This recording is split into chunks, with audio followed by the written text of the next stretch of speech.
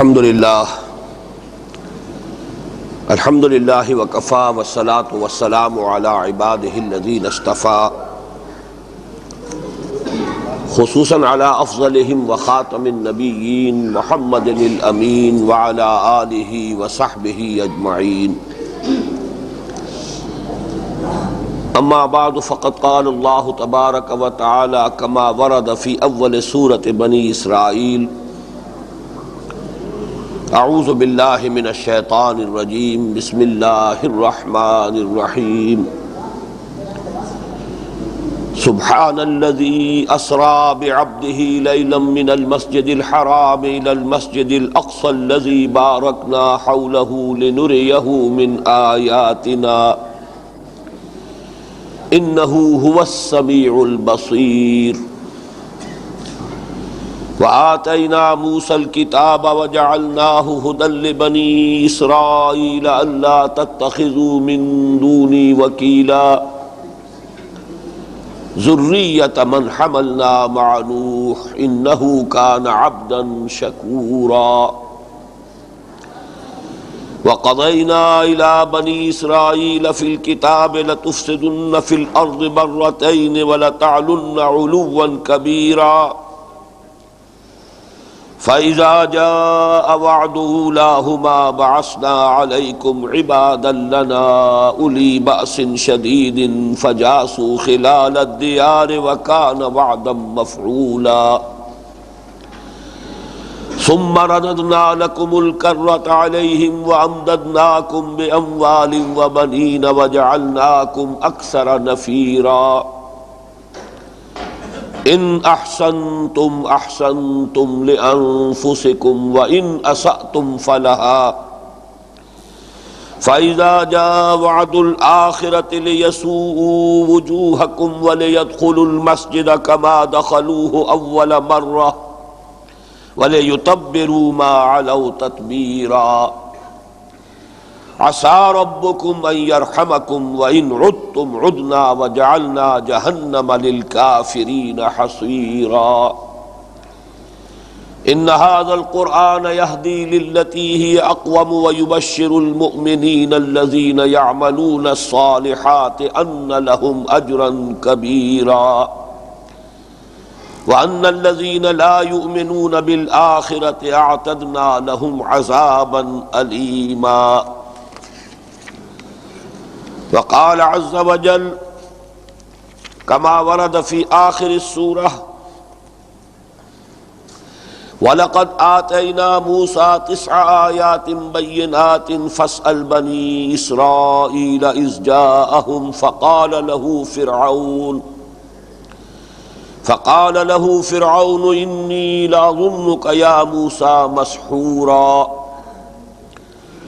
قال لقد علمت ما أنزل هؤلاء إلا رب السماوات والأرض بصائر وإني لأظنك يا فرعون مثبورا فأراد أن يستفزهم من الأرض فأغرقناه ومن معه جميعا وقلنا من بعده لبني إسرائيل اسكنوا الأرض فإذا جاء وعد الآخرة جئنا بكم لفيفا وبالحق أنزلناه وبالحق نزل وما أرسلناك إلا مبشرا ونذيرا وقرآنا فرقناه لتقراه على الناس على مكث ونزلناه تنزيلا صدق الله العظيم رب اشرح لي صدري ويسر لي امري واحلل عقدة من لساني يفقهوا قولي اللهم ربنا الهمنا رشدنا واعذنا من شرور انفسنا اللهم ارنا الحق حقا وارزقنا اتباعه وارنا الباطل باطلا وارزقنا اجتنابه اللهم وفقنا لما تحب وترضى آمین یا رب العالمین۔ معزز حاضرین اور محترم خواتین، آج ایک تو میری طبیعت ناساز ہے، 4 دن کا جو یہاں کا پروگرام رہا ہے وہ اب میری اس عمر کے اعتبار سے یقیناً تکلیف مالا یطاق کے حکم میں آتا ہے. کچھ اس کا دباؤ رہا ہے یا کوئی اور کھانے پینے میں اونچ نیچ ہوئی ہے. آج صبح 4 بجے سے مجھے اسہال شروع ہوئے اور 5 موشنز مجھے ہو چکے ہیں. اسی لیے پھر میں نے ناشتہ بھی نہیں کیا، تو نقاہت ہے. بہرحال آپ لوگ دعا کریں کہ جو بھی خدمت اللہ تعالیٰ اس وقت توفیق دے وہ میں بہتر سے بہتر طور پر انجام دے سکوں. دوسری شاید یہ کچھ طبیعت کی ناسازی کا بھی اس میں اثر ہو کہ میں آج کی اپنی گفتگو کے لیے موضوع کے تعین میں بہت متفکر رہا. 3 باتیں میرے سامنے آ رہی تھیں. ایک تو جو میری حال ہی میں نئی تالیف طبع ہوئی ہے، سابقہ اور موجودہ مسلمان امتوں کا ماضی، حال اور مستقبل، اور مسلمانان پاکستان کی خصوصی ذمہ داری، میں اس کے حوالے سے چند باتیں عرض کرنا چاہتا تھا. دوسرے یہ کہ خاص طور پر جو اعلان ہوا ہے پاکستان کے موجودہ سیاسی حالات، ایک نیا دور ہے جس کا آغاز ہوا ہے حالیہ الیکشنز کے بعد. اب اس میں یہ کہ اثر نو غور و فکر دینی جماعتوں کے لیے لاحِ عمل. تیسرے یہ کہ بہت سے حضرات کے علم میں ہوگا کہ یہ قرآن اکیڈمی جس انجمن خدام القرآن سندھ کے تحت ہے، اس کا ایک سالانہ اجلاس ہے آج نماز جمعہ کے فوراً بعد، جو ایک اگرچہ ہوتی بزنس میٹنگ ہے جس میں کہ کچھ وہ انتخابات وغیرہ ہوتے ہیں جو مجلس منتظمہ ہے، کچھ اور بھی کارروائی ہوگی. تو بہرحال میں اس کے حوالے سے بھی کچھ باتیں سوچتا تھا کہ آج موقع کی مناسبت سے کہنی چاہیے. تو کافی عرصے تک میں اسی تشویش میں رہا کہ ان میں سے کس موضوع کو اختیار کروں، لیکن پھر اچانک ذہن میں یہ بات آئی کہ یہ تینوں چیزیں آپس میں متعلق ہیں، مربوط ہیں. تو میں کوشش کروں گا کہ یہ تینوں باتوں کو اسی منطقی ربط کے ساتھ آپ کے سامنے رکھوں.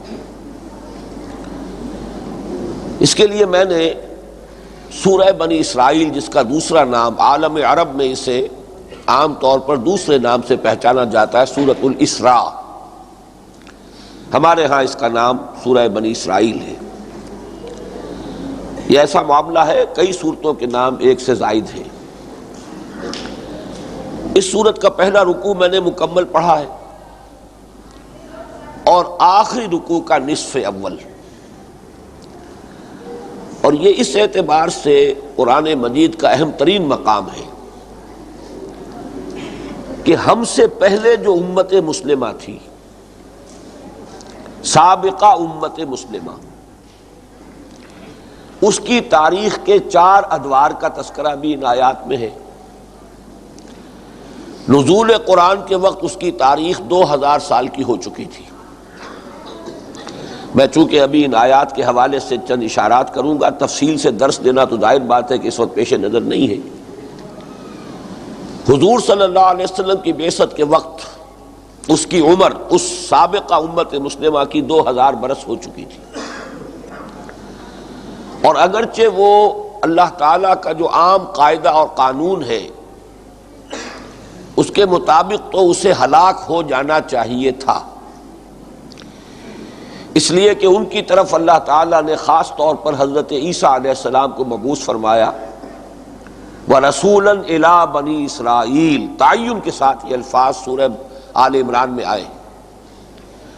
اور اللہ کا قانون یہ ہے کہ جس قوم کی طرف اللہ تعالیٰ کسی رسول کو بھیجتا تھا اس لیے کہہ رہا ہوں کہ اب وہ سلسلہ بند ہو چکا حضور پر صلی اللہ علیہ وسلم، اگر وہ قوم بحیثیت مجموعی انکار اور کفر کی روش پر اڑ جاتی تھی تو اس قوم کو ہلاک کر دیا جاتا تھا نسیًا منسیًا.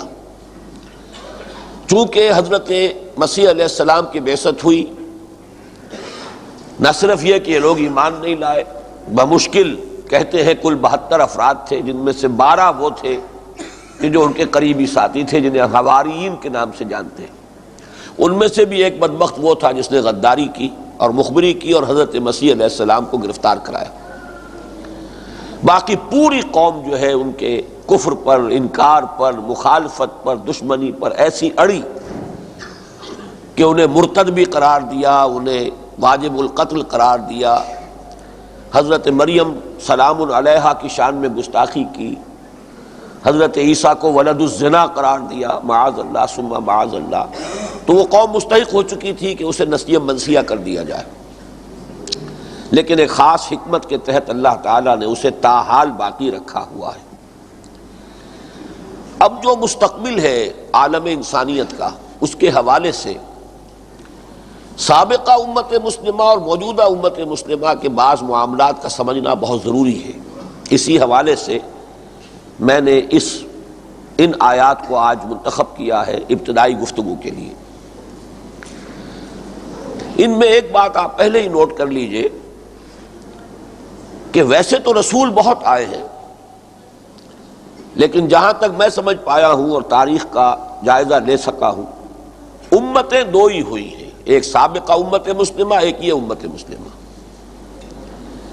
کتابیں بھی دو ہی نازل ہوئی ہیں. ویسے ہمارا ایمان ہے 4 کتابوں پر، لیکن اصل میں لفظ کتاب کا اطلاق جو ہے وہ یا تورات پر ہوتا ہے یا قرآن پر ہوتا ہے. زبور میں کوئی شریعت نہیں ہے، وہ حمد کے ترانوں پر مشتمل. اسی طریقے سے انجیل میں کوئی شریعت نہیں ہے، وہ عام مواعظ پر، نصیحت پر مشتمل ہے. حکمت ہے، احکام نہیں ہے. اور لفظ کتاب خاص طور پر ہے احکام شریعت کے لیے. تو اصل کتابیں دو ہی ہیں. یوں سمجھیے کہ زبور اور انجیل جو ہے تورات کے ضمن میں ہے. یہی وجہ ہے کہ آپ کو جب وہ ملتی ہے کتاب بائبل جسے آپ کہتے ہیں، تو اس میں اولڈ ٹیسٹمنٹ کی بھی تمام کتابیں ہیں، زبور بھی ہے، پھر نیو ٹیسٹمنٹ ہے. اصل میں یہ ایک کتاب ہے. تو امتیں دو، کتابیں دو، قبلے دو. ایک قبلہ یروشلم رہا ہے، بیت المقدس رہا ہے. دوسرا قبلہ جو اصل قدیم قبلہ ہے وہ بیت اللہ ہے. اور ان دونوں کی اصل میں بڑی اہمیت ہے. میں چاہتا ہوں کہ چند حقیقتیں جو ہیں ان کے بارے میں آپ ان آیات کے حوالے سے سمجھ لیں، اس لیے کہ حضور صلی اللہ علیہ وسلم چونکہ آپ پر نبوت ختم ہوئی، دین کی تکمیل ہونی تھی، آپ کو دونوں قبلوں کا متولی بنایا گیا. دونوں قبلے آپ کی تحویل میں دیے گئے. یہی وجہ ہے کہ آپ کا جو سفر معراج ہے اس کے 2 حصے رکھے گئے. اصل تو تھا آسمان کا سفر، آسمان کی سیر، ملکوت السماوات والارض، کذالک نری ابراہیم ملکوت السماوات والارض. تو گویا کہ وہی ملکوت السماوات والارض ہے کہ جو حضور صلی اللہ علیہ وسلم کو ان کا مشاہدہ کرانا تھا. لیکن آپ کو معلوم ہے کہ سفر معراج کے 2 حصے ہوئے. ایک زمینی حصہ ہے، ایک قبلے سے دوسرے قبلے تک. اور یہ نہیں ہوا کہ خانہ کعبہ میں تمام انبیاء کو جمع کر کے وہاں امامت کرائی جاتی حضور سے. یہ مسجد اقصیٰ میں ہوا ہے. آپ مکے سے شام لے جائے گئے، یعنی بیت المقدس، وہاں تمام انبیاء کی جماعت کی آپ نے امامت فرمائی. پھر وہاں سے آپ کا جو اصل سفر ہے، سماوی سفر، آسمانی سفر، وہ شروع ہوا. اس کے ذکر سے یہ سورت شروع ہو رہی ہے. سبحان الذی اسری بعبدہ لیلا من المسجد الحرام الی المسجد الاقصی. پاک ہے وہ ہستی جو لے گئی راتوں رات اپنے بندے کو صلی اللہ علیہ وسلم مسجد حرام سے مسجد اقصی تک. لنریہ من آیاتنا، تاکہ ہم دکھائیں انہیں اپنی آیات میں سے. مشاہدہ وہاں بھی ہوا، مشاہدات پھر جا کر آسمانوں پر بھی ہوئے سدرۃ المنتہا تک. لیکن یہاں اسی زمینی حصے کا تذکرہ ہو رہا ہے. انہ هو السمیع البصیر، وہ سب کچھ سننے والا، سب کچھ دیکھنے والا ہے، یعنی اللہ سبحانہ و تعالی. اب اس آیت کے حوالے سے یہ نوٹ کر لیجئے کہ اصل میں محمد الرسول اللہ صلی اللہ علیہ وسلم خاتم النبیین ہے، تمام انبیاء کے کمالات کے جامع ہیں، قرآن حکیم تمام سابقہ کتب سماویہ کی مہیمن بھی ہے، جامع بھی ہے، اور حضور کو جو امامت دی گئی ہے تو ان دونوں امتوں کی تولیت اور دونوں قبلوں کا متولی آپ کو اور آپ کی امت کو بنایا گیا ہے، اس لیے اس سفر کا یہ زمینی حصہ جو ہے اختیار کیا گیا۔ وَآتَيْنَا مُوسَى الْكِتَابَ وَجَعَلْنَاهُ هُدًى لِبَنِي إِسرائیل، اور ہم نے موسیٰ کو کتاب عطا فرمائی تھی اور اسے ہم نے قرار دیا تھا ہدایت نامہ، رہنمائی بنی اسرائیل کے لیے۔ یہاں بھی نوٹ کیجئے، پہلی بات یہ کہ اصل میں امت کی تشکیل ہوتی ہے کتاب کی بنیاد پر۔ ویسے تو بنی اسرائیل پہلے بھی چلے آ رہے تھے، حضرت ابراہیم کی اولاد ہے نا، حضرت ابراہیم کے بیٹے حضرت اسحاق، ان کے بیٹے حضرت یعقوب، ان کے 12 بیٹے، ان 12 بیٹوں سے 12 قبیلے، وہ بنی اسرائیل تھے۔ تو حضرت ابراہیم سے حضرت موسیٰ تک کم و بیش 800 برس ہے، لیکن امت نہیں بنے تھے ابھی۔ وہ تو ایک قوم ہے، ایک نسل ہے، اگرچہ وہ مسلمان بھی اس اعتبار سے شمار کیے جاتے تھے، توحید بہرحال ان کے ہاں رہی ہے، لیکن امت کی تشکیل ہوتی ہے کتاب کی بنیاد پر۔ وَآتَيْنَا مُوسَى الْكِتَابَ وَجَعَلْنَاهُ هُدًى لِبَنِي إِسرَائِيلَ، اس امت کی تشکیل ہوئی ہے قرآن کی بنیاد پر۔ یہی وجہ ہے کہ اس رکوع کے آخر میں آیا ان ھذا القرآن یہدی للتی ہی اقوم، اور پھر جو آخری آیات میں نے تلاوت کی ہے اس میں قرآن کی عظمت کے بارے میں یہ بڑا پرجلال انداز ہے۔ یہ قرآن وبالحق انزلناہ وبالحق نزل، اسے ہم نے حق کے ساتھ فیصلہ کن بنا کر نازل کیا ہے، اور یہ فیصلہ کن بن کر نازل ہوا ہے۔ فصاحت، بلاغت، اس کی معراج ہے یہ جو آیت ہے۔ وَمَا أَرْسَلْنَاكَ إِلَّا مُبَشِّرًا وَنَذِيرًا، ذرا نوٹ کیجئے اس بات کو، اور اے نبی ہم نے آپ کو نہیں بھیجا ہے مگر بشارت دینے والا اور نذیر بنا کر۔ گویا کہ اصل شے کتاب ہے۔ وَبِالْحَقِّ أَنزَلْنَاهُ وَبِالْحَقِّ نَزَلَ، یہ الفاظ کس کی شان میں آ رہے ہیں؟ قرآن مجید کے۔ لیکن یہ ہے کہ آپ کا کام تبشیر ہے، انذار ہے، خبردار کرنا ہے۔ وَمَا أَرْسَلْنَاكَ إِلَّا مُبَشِّرًا وَنَذِيرًا وَقُرْآنًا فَرَقْنَاهُ لِتَقْرَأَهُ عَلَى النَّاسِ عَلَى مُكْثٍ وَنَزَّلْنَاهُ تَنزِيلًا، سارا زور یہاں قرآن پر دیا جا رہا ہے، اور یہ وہ قرآن ہے کہ جس نے ہم نے وقفے وقفے سے نازل کیا ہے، تھوڑا تھوڑا کر کے نازل کیا ہے، تاکہ آپ اسے وقفے وقفے سے لوگوں کو سنائیں۔ اس قرآن کا یکبارگی نازل کیا جانا ناقابل تحمل تھا۔ لو انزلنا هذا القرآن على جبل لرأيته خاشعا متصدعا من خشیۃ اللہ، یہ تو اللہ تعالیٰ کا عظیم ترین معجزہ ہے، اس حوالے سے اس کا تحمل یکبارگی نہیں ہو سکتا تھا۔ وَقُرْآنًا فَرَقْنَاهُ لِتَقْرَأَهُ عَلَى النَّاسِ عَلَى مُكْثٍ وَنَزَّلْنَاهُ تَنزِيلًا۔ بہرحال یہ نوٹ کر لیجئے کہ اس امت کی تشکیل تورات کی بنیاد پر، اس امت کی تشکیل قرآن کی بنیاد پر۔ دوسری بات یہ کہ تورات کے بارے میں فرمایا ھدی لبنی اسرائیل، قرآن اپنے بارے میں کہتا ھدی للناس،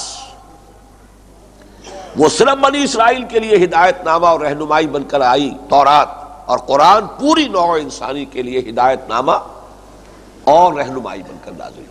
یہ فرق، جو تفاوت جو ہے، اور اسی میں نوٹ کیجئے جو میں نے آپ کو سنایا سورہ آل عمران میں فرمایا حضرت عیسیٰ کے بارے میں رسولا الی بنی اسرائیل، اور حضور کے بارے میں وما ارسلناک الا کافۃ للناس بشیرا ونذیرا۔ لیکن قرآن اور تورات ان دونوں کی تعلیمات کا لب لباب کیا ہے؟ وآتینا موسیٰ الکتاب وجعلناہ ھدی لبنی اسرائیل اللہ تتخذوا من دونی وکیلا، میرے سوا کسی اور پر بھروسہ مت کرنا۔ توکل اصل میں ایمان ہے یا نہیں ہے، ہر شخص جو ہے اس کا لٹمس ٹیسٹ کر سکتا ہے اپنے بارے میں، دوسروں کو کبھی نہ اس پر آزمائیے، اپنے اندر جھانکیے۔ توکل پیسے پر ہے یا اللہ پر ہے؟ بھروسہ دنیاوی مال و اسباب پر ہے یا اللہ کی ذات پر ہے؟ کتنا بھروسہ، کتنا اعتماد، کتنا توکل، کتنا اطمینان دنیاوی وسائل اور اسباب اور روپے پیسے پر ہے، اور کتنا بھروسہ اور توکل اور اعتماد اللہ کی ذات پر ہے۔ آدمی اپنے آپ کو خود ایسا سیلف اسسمنٹ ہے یہ۔ اللہ تتخذوا من دونی وکیلا، توحید کا یہ تقاضا جو ہے یہ سب سے زیادہ یوں سمجھیے کہ اس کا لب لباب ہے، اللہ کے سوا میرے سوا کسی اور کو کارساز نہ سمجھنا، بھروسے کے قابل نہ سمجھنا، اعتماد نہ کرنا، توکل نہ کرنا۔ ذریۃ من حملنا مع نوح، تم ان لوگوں کی اولاد ہو جنہیں ہم نے نوح کے ساتھ کشتی میں سوار کیا تھا، حضرت سام، حضرت حام، حضرت یافس، اور یہ سامی النسل ہے جو ترک اقوام ہے، یاجوج ماجوج ہے، وسط ایشیا سے جو شمال میں اور مشرق میں آباد ہے، یہ حضرت یافس کی اولاد ہے۔ سندھ و ہند اور سوڈان اور مصر وغیرہ یہ حضرت حام کی اولاد ہے۔ سب کے سب پھر چونکہ آدم ثانی حضرت نوح علیہ السلام ہے۔ ذریۃ من حملنا مع نوح انہ کان عبدا شکورا۔ اب یہ تین چیزیں تو میں نے آپ کو اس اعتبار سے نوٹ کرائیں، بلکہ بعض چیزیں اور میں عرض کروں گا۔ تقابل، سابقہ امت، موجودہ امت۔ سابقہ امت کو تورات دی گئی، اس امت کو قرآن دیا گیا۔ وہ ھدی لبنی اسرائیل، یہ ھدی للناس۔ اس کا قبلہ بیت المقدس، اس کا قبلہ حضرت ابراہیم علیہ السلام کا بنایا ہوا گھر بیت اللہ۔ اب ایک اور فرق نوٹ کیجئے، اللہ تعالیٰ نے ایک قبلے کی معجزانہ طور پر حفاظت کی ہے، دوسرے قبلے کی کوئی حفاظت نہیں کی۔ خانہ کعبہ پر ابرہہ چڑھ کر آیا ہے، الم تر کیف فعل ربک باصحاب الفیل الم یجعل کیدہم فی تضلیل وارسل علیہم طیرا ابابیل۔ معجزانہ طور پر خانہ کعبہ کی حفاظت کی گئی، اور بیت المقدس جس کو آپ اب مسجد اقصیٰ کہیں یا پھر ٹیمپل آف سولومن، ہیکل سلیمانی جو تھا، 4 مرتبہ اس کی ڈیسیکریشن ہو چکی ہے، بے حرمتی ہو چکی ہے۔ 2 مرتبہ وہ ڈھایا گیا نیبوکڈنیزر کے ہاتھوں 700 قبل مسیح میں، پھر ٹائٹس رومی کے ہاتھوں سن 70 عیسوی میں، 2 مرتبہ مسلمانوں کے تولیت کے زمانے میں بے حرمتی ہوئی، ایک مرتبہ کروسیڈرز کے ہاتھوں، صلیبیوں کے ہاتھوں، اور ایک مرتبہ اب یہودیوں کے ہاتھوں ہو رہی۔ تو یہ ہے اصل میں فرق و تفاوت، نوٹ کرتے چلیے ابھی۔ دوسری بات یہ کہ تورات کی حفاظت کی ضمانت دی گئی، قرآن کی حفاظت کی ضمانت دی گئی، انا نحن نزلنا الذکر وانا لہ لحافظون۔ قرآن مجید کے بارے میں ضمانت، ہم اس کے محافظ ہیں، اس میں کوئی ترمیم اور تنسیخ نہیں ہو سکتی، لفظی کوئی اس میں تغیر و تبدل نہیں ہوگا۔ معنی میں لوگ تعویل میں، تعبیر میں، تفسیر میں وہ جو چاہے کر لیں، لیکن یہ کہ متن اس کا محفوظ رہے گا، جبکہ تورات کی یہ حفاظت نہیں۔ یہ میں کچھ ابھی حقائق آپ کے سامنے رکھ رہا ہوں، اس کی اصل میں بنیادی حکمتیں کیا ہے وہ میں بعد میں عرض کروں گا۔ یہ ساری باتیں میں نے اصل میں اس لیے آپ کو بتائی ہیں کہ اس وقت دنیا میں جو کچھ ہو رہا ہے اور مستقبل قریب میں جو کچھ ہونے والا ہے، اصل میں یہ سارا معاملہ ان 2 مسلمان امتوں کا ہے۔ دنیا میں عالم اسباب میں آپ کو بہت سے عوامل کار فرما نظر آتے ہیں، سطحی قسم کے عوامل، کوئی اونچ نیچ، کوئی اس کی زیادتی، کوئی اس کا قصور، اس کا ظلم، ان کی کوتاہی وغیرہ، لیکن اصل میں پس پردہ اللہ کی حکمت، اللہ کی مشیت کار فرما ہوتی ہے، اور بندہ مومن کا کام یہ ہے کہ وہ ظواہر میں اس کی نگاہیں الجھ نہ جائیں۔ مجھے بڑا پیارا شعر یاد آ گیا اقبال کا،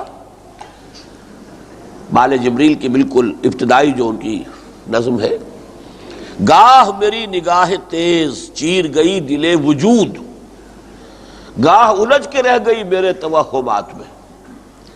کبھی انسان کا جو ہے اس کا مشاہدہ بہت دور تک چلا جاتا ہے، کبھی انسان اپنے آس پاس کے ماحول میں اپنے مسائل میں الجھ کر رہ جاتا ہے۔ تو بندہ مومن کو دیکھنا چاہیے کہ پس پردہ کیا حکمت ہے، کیا مشیت ہے اللہ کی، کیا چیز ہے کہ جو کار فرما ہے ان حوادث اور واقعات کے پیچھے۔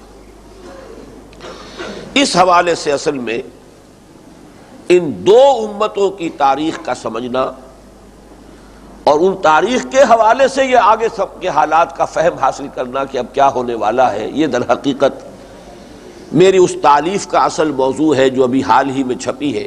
اصل میں میں جب اس مرتبہ بیرونی سفر پر گیا تھا جنوری فروری میں، تو واپس آتے ہی عید الفطر کا تہوار تھا، تو ہم نے ایک جلسہ منعقد کیا تھا لاہور میں عید الفطر کے ساتھ ہی، کافی بڑی گیدرنگ تھی، 7-8 ہزار افراد تھے اس میں میں نے ایک تقریر کی تھی۔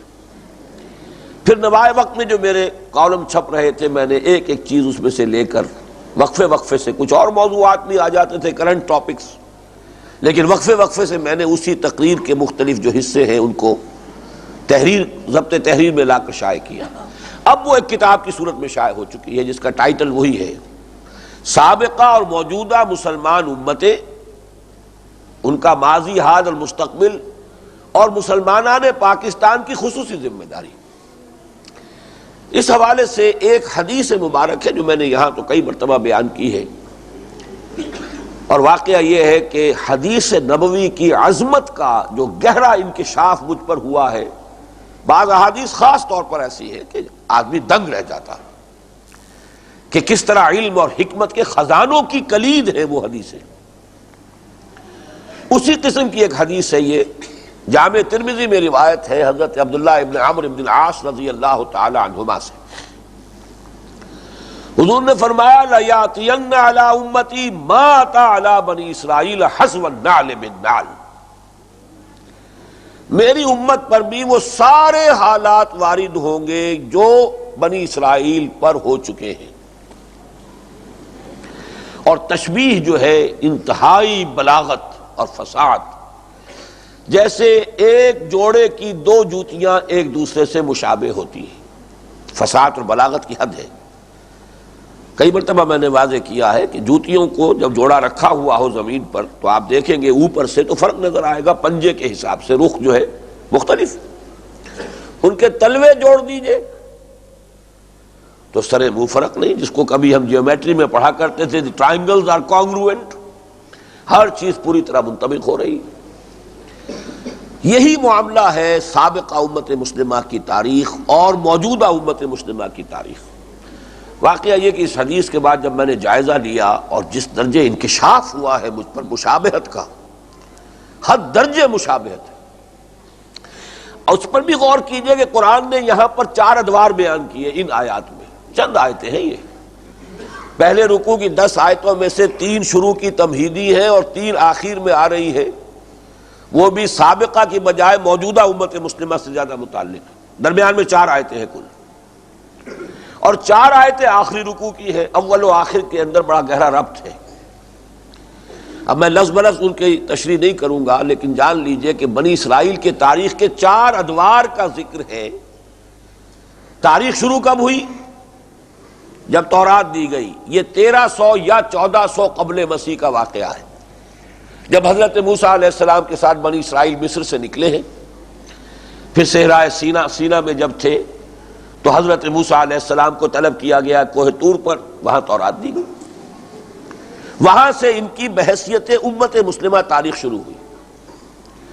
حضور صلی اللہ علیہ وسلم کی بعثت ہو رہی ہے 7ویں صدی عیسوی میں، 610 میں حضور پر وحی کا آغاز ہوا ہے عیسوی کیلنڈر کے اعتبار سے، 600 یہ شامل کیجئے، 1400 وہ، تو 2000 برس ہو چکے تھے اس سابقہ امت مسلمہ کی تاریخ کو حضور کی بعثت کے وقت، اور اب اس میں شامل کیجئے 1400 برس اور، تو 3500 سال تقریباً ان کی امت کی حیثیت سے تاریخ بن جائے گی۔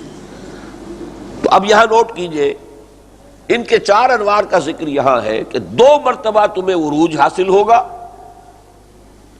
ہماری رحمتیں ہوں گی، امددناکم باموال وبنین وجعلناکم اکثر نفیرا، ہم تمہاری مدد کریں گے مال سے، اولاد سے، تمہاری نفری بہت ہوگی، سطوت ہوگی، شوکت ہوگی، دبدبہ ہوگا، اقتدار ہوگا۔ تاریخی اعتبار سے نوٹ کیجئے، پہلا دور وہ ہے جو حضرت موسیٰ علیہ السلام کے تقریباً 300 برس بعد شروع ہوا ہے، فوراً شروع نہیں ہوا۔ اس امت کا اقتدار اور عزت کا دور حضرت موسیٰ کے ساتھ شروع نہیں ہوا۔ کیوں نہیں ہوا؟ کہ قوم نے جہاد اور قتال سے انکار کر دیا تھا۔ فَاذْهَبْ أَنْتَ وَرَبُّكَ فَقَاتِلَا إِنَّا هَاهُنَا قَاعِدُونَ، تو صدا یہ ملی، تقابل کرتے جائیے۔ یہاں چونکہ حضور کی امت نے جانثاری کی اور آپ کے چشم و ابرو کے اشارے پر اپنی جانیں جو ہے وہ قربان کر دی، لہذا آپ کے اپنے عہد میں وہ نظام قائم ہو گیا، حکومت قائم ہو گئی، مسلمانوں کی شان اور شوکت کا دور شروع ہو گیا۔ وہاں 300 برس کا فصل رہا، اس وجہ سے کہ انہوں نے بزدلی دکھائی، ہم جنگ نہیں کریں گے۔ بہرحال ان کا جو پہلا دور عروج ہے وہ حضرت طالوت، حضرت داؤد، حضرت سلیمان علیہ السلام، ان کا دور حکومت ہے۔ شان، شوکت، سطوت، عزت، دبدبہ، بہت بڑی حکومت۔ اس کے بعد تدریجاً زوال شروع ہوا۔ ظاہر بات ہے قوموں کا عروج اور زوال ایک دو دن کا تو نہیں ہوتا، بڑی عالی شان عمارت کو گرتے گرتے وقت لگتا ہے۔ تدریجاً جو پھر ان کا زوال آیا، زوال کیوں آیا؟ جو اصل مشن دیا گیا تھا، تورات کو مضبوطی سے تھامو، خذوا ما آتیناکم بقوۃ، جو کتاب ہم نے تمہیں دی ہے اسے مضبوطی کے ساتھ تھامو۔ لیکن جب یہ کہ اس فرض منصبی میں کوتاہی ہوئی، دنیا اور دنیا کی دولتیں اور دنیا کی آسائشیں اور دنیا کا عیش یہ مطلوب و مقصود ہو گیا، تو اللہ تعالیٰ کے عذاب کے کوڑے برسے۔ وَقَضَيْنَا إِلَىٰ بَنِي إِسْرَائِيلَ فِي الْكِتَابِ لَتُفْسِدُنَّ فِي الْأَرْضِ مَرَّتَيْنِ، اور ہم نے پہلے ہی متنبع کر دیا تھا بنی اسرائیل کو اپنی کتاب میں یعنی تورات میں کہ تم 2 مرتبہ بڑی سرکشی کرو گے، تمہارے اندر بڑا فساد رونما ہوگا۔ وَلَتَعْلُنَّ عُلُوًّا كَبِيرًا۔ فَإِذَا جَاءَ وَعْدُ أُولَاهُمَا، جب پہلی سرکشی کا وقت آیا، بَعَثْنَا عَلَيْكُمْ عِبَادًا لَنَا أُولِي بَأْسٍ شَدِيدٍ، ہم نے تم پر مسلط کر دیے اپنے ایسے بندے جو بڑے خونخوار تھے، جنگجو تھے۔ فَجَاسُوا خِلَالَ الدِّيَارِ، وہ تمہاری بستیوں میں، آبادیوں میں گھس گئے۔ وَكَانَ وَعْدًا مَفْعُولًا، اور اللہ کی وہ جو دھمکی تھی وہ پوری ہو کر رہی، اللہ کا وعدہ پورا ہو کر رہا۔ تاریخی اعتبار سے یہ نبوکدنضر کا حملہ ہے بیبیلونیا سے۔ 6 لاکھ یہودی اس نے قتل کیے یروشلم میں۔ آپ اندازہ کیجئے اس وقت حضرت مسیح سے 700 برس قبل، آج سے 2500 سے زیادہ سال قبل 12 لاکھ کی آبادی تھی یروشلم کی۔ اس سے اندازہ کیجئے سطوت اور شوکت۔ 6 لاکھ آن دی اسپاٹ قتل کیے اس نے۔ 6 لاکھ کو قیدی بنا کر لے گیا۔ 150 برس تک بیبیلونیا میں کیپٹیوٹی میں رہے ہیں، ان کو کہتے ہیں پیریڈ آف کیپٹیوٹی، اسیری کا دور۔ اور یروشلم میں جو ان کا حضرت سلیمان کا بنایا ہوا ان کا کعبہ، اس لیے کہ ظاہر بات ہے کہ جو مقام ہمارے نزدیک خانہ کعبہ کا ہے وہ ان کے نزدیک ٹیمپل آف سولومن، ہیکل سلیمانی کا ہے۔ مسمار کیا اسے، بنیادیں تک کھود دی، نہ کوئی ایک انسان بچا اس شہر میں، نہ کوئی 2 اینٹیں جو ہے ایک دوسرے کے ساتھ جڑی رہ گئی۔ یہ عذاب آیا ہے کہ امت مسلمہ پر، ذرا نوٹ کرتے جائیے۔ یہ امت مسلمہ بھی کون سی جس کے بارے میں 2 مرتبہ قرآن میں اللہ نے کہا ہے یا بنی اسرائیل اذکروا نعمتی التی انعمت علیکم وانی فضلتکم علی العالمین، اے بنی اسرائیل ذرا یاد کرو میرے انعام اور احسان کو جو تم پر ہوا، میں نے تمہیں تمام جہان والوں پر فضیلت دی تھی۔ تو جتنی فضیلت زیادہ ہوتی ہے اتنی ہی پھر سزا کی شدت زیادہ ہوتی ہے۔ اگر کوئی غلط حرکت کرے، عام آدمی غلط حرکت کرے گا جو سزا اسے ملے گی، ایک عالم و فاضل آدمی وہی غلطی کرے گا تو زیادہ بڑی سزا کا مستحق ہوگا۔ جن کے رتبے ہیں سوا، ان کی سوا مشکل۔ بہرحال جو بھی مایوسی، حضرت عزیر علیہ السلام اسی زمانے میں یروشلم میں کہیں آئے ہیں، جب دیکھا ویرانی کا منظر تو کہا نا یحیی ھذہ اللہ بعد موتہا، اللہ کا رسول ہے اور اس کی زبان سے الفاظ نکلے ہیں اللہ اس بستی کو کیسے دوبارہ آباد کر دے گا، ایسی ویرانی، کوئی ویرانی سی ویرانی ہے۔ لیکن اللہ نے پھر اس کو آباد کیا. ثم رددنا لکم الکرۃ علیہم وامددناکم باموال وبنین وجعلناکم اکثر نفیرا. یہ کیوں ہوا توبہ کی وجہ سے. حضرت عزیر علیہ السلام کی بعثت ہوئی، انہوں نے توبہ کی منادی کی، اے بنی اسرائیل رجوع کرو اللہ کی جناب میں، توبہ کرو، باز آ جاؤ، اپنے غلط لچھن چھوڑ دو، گڑ گڑاؤ اللہ کی جناب میں. اور بنی اسرائیل نے لبیک کہا ان کی دعوت پر. یہ توبہ کی منادی ہے جو ہوئی ہے. عالم اسباب میں کیا ہوا؟ اللہ کے ہاں جب توبہ قبول ہو گئی تو عالم اسباب میں بھی تو کچھ ہوگا نا، آخر کوئی ذریعہ بنے گا. اب جو سائرس یا کیخورس یا ذوالقرنین جو ایران کے بادشاہ تھے، جن کا قرآن مجید میں سورہ کہف میں تذکرہ ہے، انہوں نے حملہ کیا عراق پر. بیبیلونیا عراق ہے، اور تباہ و برباد کیا اس حکومت کو، اور پھر ان کو اجازت دے دی. یہ اسیر تھے وہاں، تم جاؤ اپنے گھر لوٹ جاؤ، جاؤ یروشلم دوبارہ آباد کر لو، تمہیں اب آزادی دے دی گئی. یہ عالم اسباب میں ہوا. لیکن جیسا کہ میں نے عرض کیا تھا، عالم اسباب میں ہونے والے واقعات سے دھوکہ نہیں کھانا چاہیے. اصلاً کیوں ہوا؟ اس لیے کہ قوم نے توبہ کی.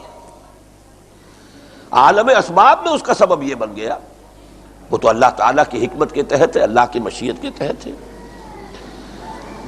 اہل نظر ذوق نظر خوب ہے، لیکن جو شے کی حقیقت کو نہ دیکھے وہ نظر کیا. تو اسباب اور دنیا میں جو بھی یہ عوامل کار فرما ہوتے ہیں، ان کے پس پشت پس پردہ اللہ کی حکمت اور مشیت کو سمجھنا، یہ ہے صاحب ایمان کا کام. بہرحال پھر ان کا دوسرا دور یہ آیا، ثم رددنا لکم الکرۃ علیہم وامددناکم باموال وبنین وجعلناکم اکثر نفیرا. پھر ہم نے تمہاری باری لوٹا دی ان پر، اور تمہیں تمہاری مدد کی مال سے بھی اور اولاد سے بھی، اور تمہاری نفری بھی کثرت سے کر دی. لیکن پھر دوسرا دور آیا، پھر سرکشی، پھر تمرد، پھر عیاشیاں، پھر گل چھرے. پھر جب زوال آیا ہے اخلاقی تو دوسرا کوڑا آیا. فَإِذَا جَاءَ وَعْدُ الْآخِرَةِ لِيَسُوءُ وُجُوهَكُمْ.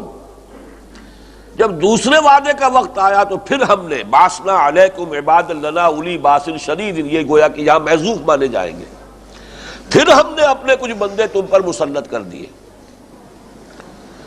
اور انہوں نے تمہارے حلیے بگاڑ دیے. لِيَسُوءُ وُجُوهَكُمْ وَلِيَدْخُلُوا الْمَسْجِدَ كَمَا دَخَلُوا أَوَّلَ مَرَّةٍ، اور تاکہ وہ داخل ہو مسجد اقصیٰ میں، وہی ہیکل سلیمانی، جیسے پہلی مرتبہ داخل ہوئے تھے.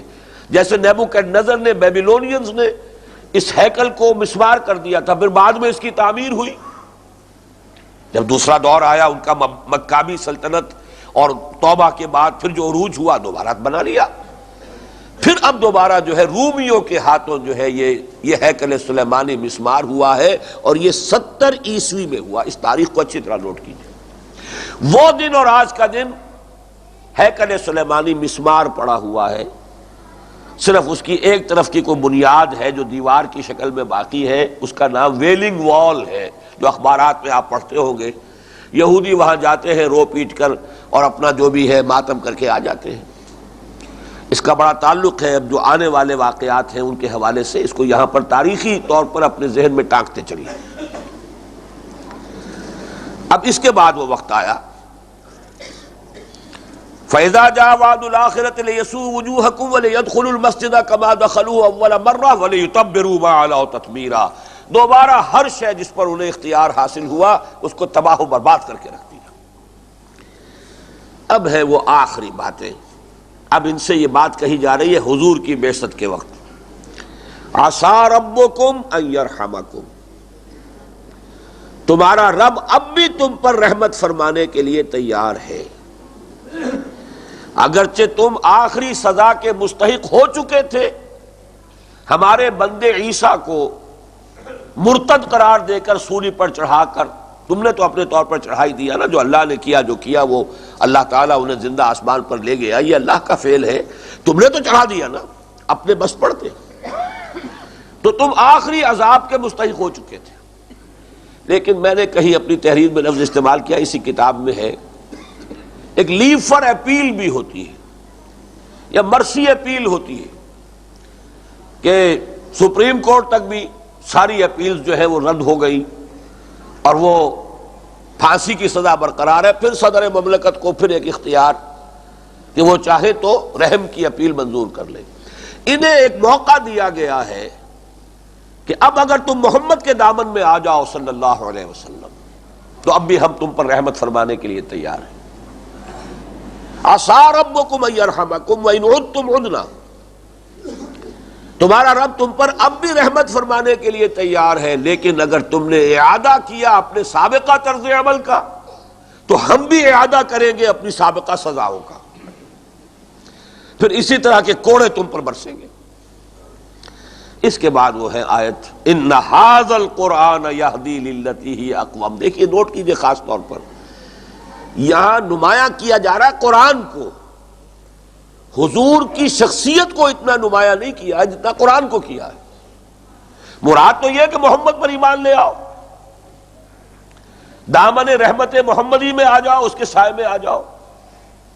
لیکن نمایاں کس کو کیا؟ ان ھذا القرآن یہدی للتی ہی اقوم. یہ قرآن ہے جو ہدایت دیتا ہے اس راستے کی طرف کہ جو سب سے زیادہ سیدھا راستہ ہے. وَيُبَشِّرُ الْمُؤْمِنِينَ الَّذِينَ يَعْمَلُونَ الصَّالِحَاتِ، اور بشارت دیتا ہے ان لوگوں کو، اہل ایمان کو جو نیک عمل کرتے ہیں، أَنَّ لَهُمْ أَجْرًا كَبِيرًا، ان کے لیے بہت بڑا اجر ہے. وَأَنَّ الَّذِينَ لَا يُؤْمِنُونَ بِالْآخِرَةِ أَعْتَدْنَا لَهُمْ عَذَابًا أَلِيمًا، اور وہ لوگ کہ جو آخرت پر یقین نہیں رکھتے، جو آخرت پر یقین نہیں رکھتے وہ قرآن پر عمل نہیں کریں گے. دعویٰ کریں گے قرآن پر ایمان ہے ہمارا، عمل تھوڑے کریں گے. عمل ہوگا تو آخرت کے یقین سے ہوگا کہ بعث بعد الموت ہے، اللہ کے حضور میں حاضری ہے، جواب دہی ہے، جزا و سزا ہے. اس کا یقین ہوگا تو عمل ہوگا. ورنہ عشق رسول کے دعوے بھی ہوں گے، محفلیں بھی ہوں گی، میلاد بھی ہوگی، جلوس بھی ہوں گے، عمل نہیں ہوگا، اتباع نہیں ہوگا رسول کا. عمل کا سارا دار و مدار جو ہے وہ آخرت کے ایمان پر ہے. اسی لیے فرمایا وَأَنَّ الَّذِينَ لَا يُؤْمِنُونَ بِالْآخِرَةِ أَعْتَدْنَا لَهُمْ عَذَابًا أَلِيمًا، جو لوگ آخرت پر ایمان نہیں رکھتے پھر ان کے لیے ہم نے بہت دردناک عذاب فراہم کیا. آخری رکوع کی جو آیتیں میں نے آپ کو سنائی تھی اس میں سے اب صرف 2 کا تذکرہ کر رہا ہوں، اس لیے کہ پہلے حضرت موسیٰ کا اور فرعون کا جو معاملہ ہوا اس کا حوالہ میں دے چکا ہوں. آخر میں فرمایا انہا بالحق انزلناہ وبالحق نزل، یہ قرآن حق کے ساتھ نازل ہوا ہے اور ہم نے اس کو حق کے ساتھ نازل کیا ہے. تکرار میں جو یہ خوبی اور جو خوبصورتی ہے عبارت کی اور جو زور ہے اور جو جلال ہے، تھوڑا سا ادب سے واقفیت ہو، عربی زبان سے واقفیت ہو تبھی انسان اپریشیٹ کر سکتا ہے. وبالحق انزلناہ وبالحق نزل، حق سے مراد کیا ہے؟ شدنی، یقینی، اور وہ شے کہ جو نتیجہ خیز ہو. اس قرآن کا ماننا نہ ماننا برابر نہیں ہے. اسی لیے ایک بڑی پیاری حدیث ہے مسلم شریف میں، راوی حضرت عمر ہے رضی اللہ تعالی عنہ. حضور نے فرمایا صلی اللہ علیہ وسلم ان اللہ یرفع بہذا الکتاب اقواما ویضع بہ آخرین.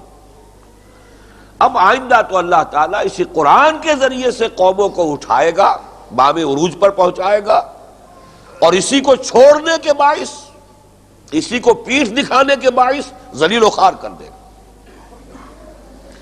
اسی کی تعبیر پھر اقبال نے کی ہے، وہ زمانے میں معزز تھے مسلمان ہو کر اور تم خوار ہوئے تاریک قرآن ہو کر. خار از مہجوری قرآن شدی، شکوہ سنجے گردش دوراں شدی، اے تو شبنم بر زمیں افتندئی در بغل داری کتاب زندئی، ان ھذا القرآن یہدی للتی ہی اقوم.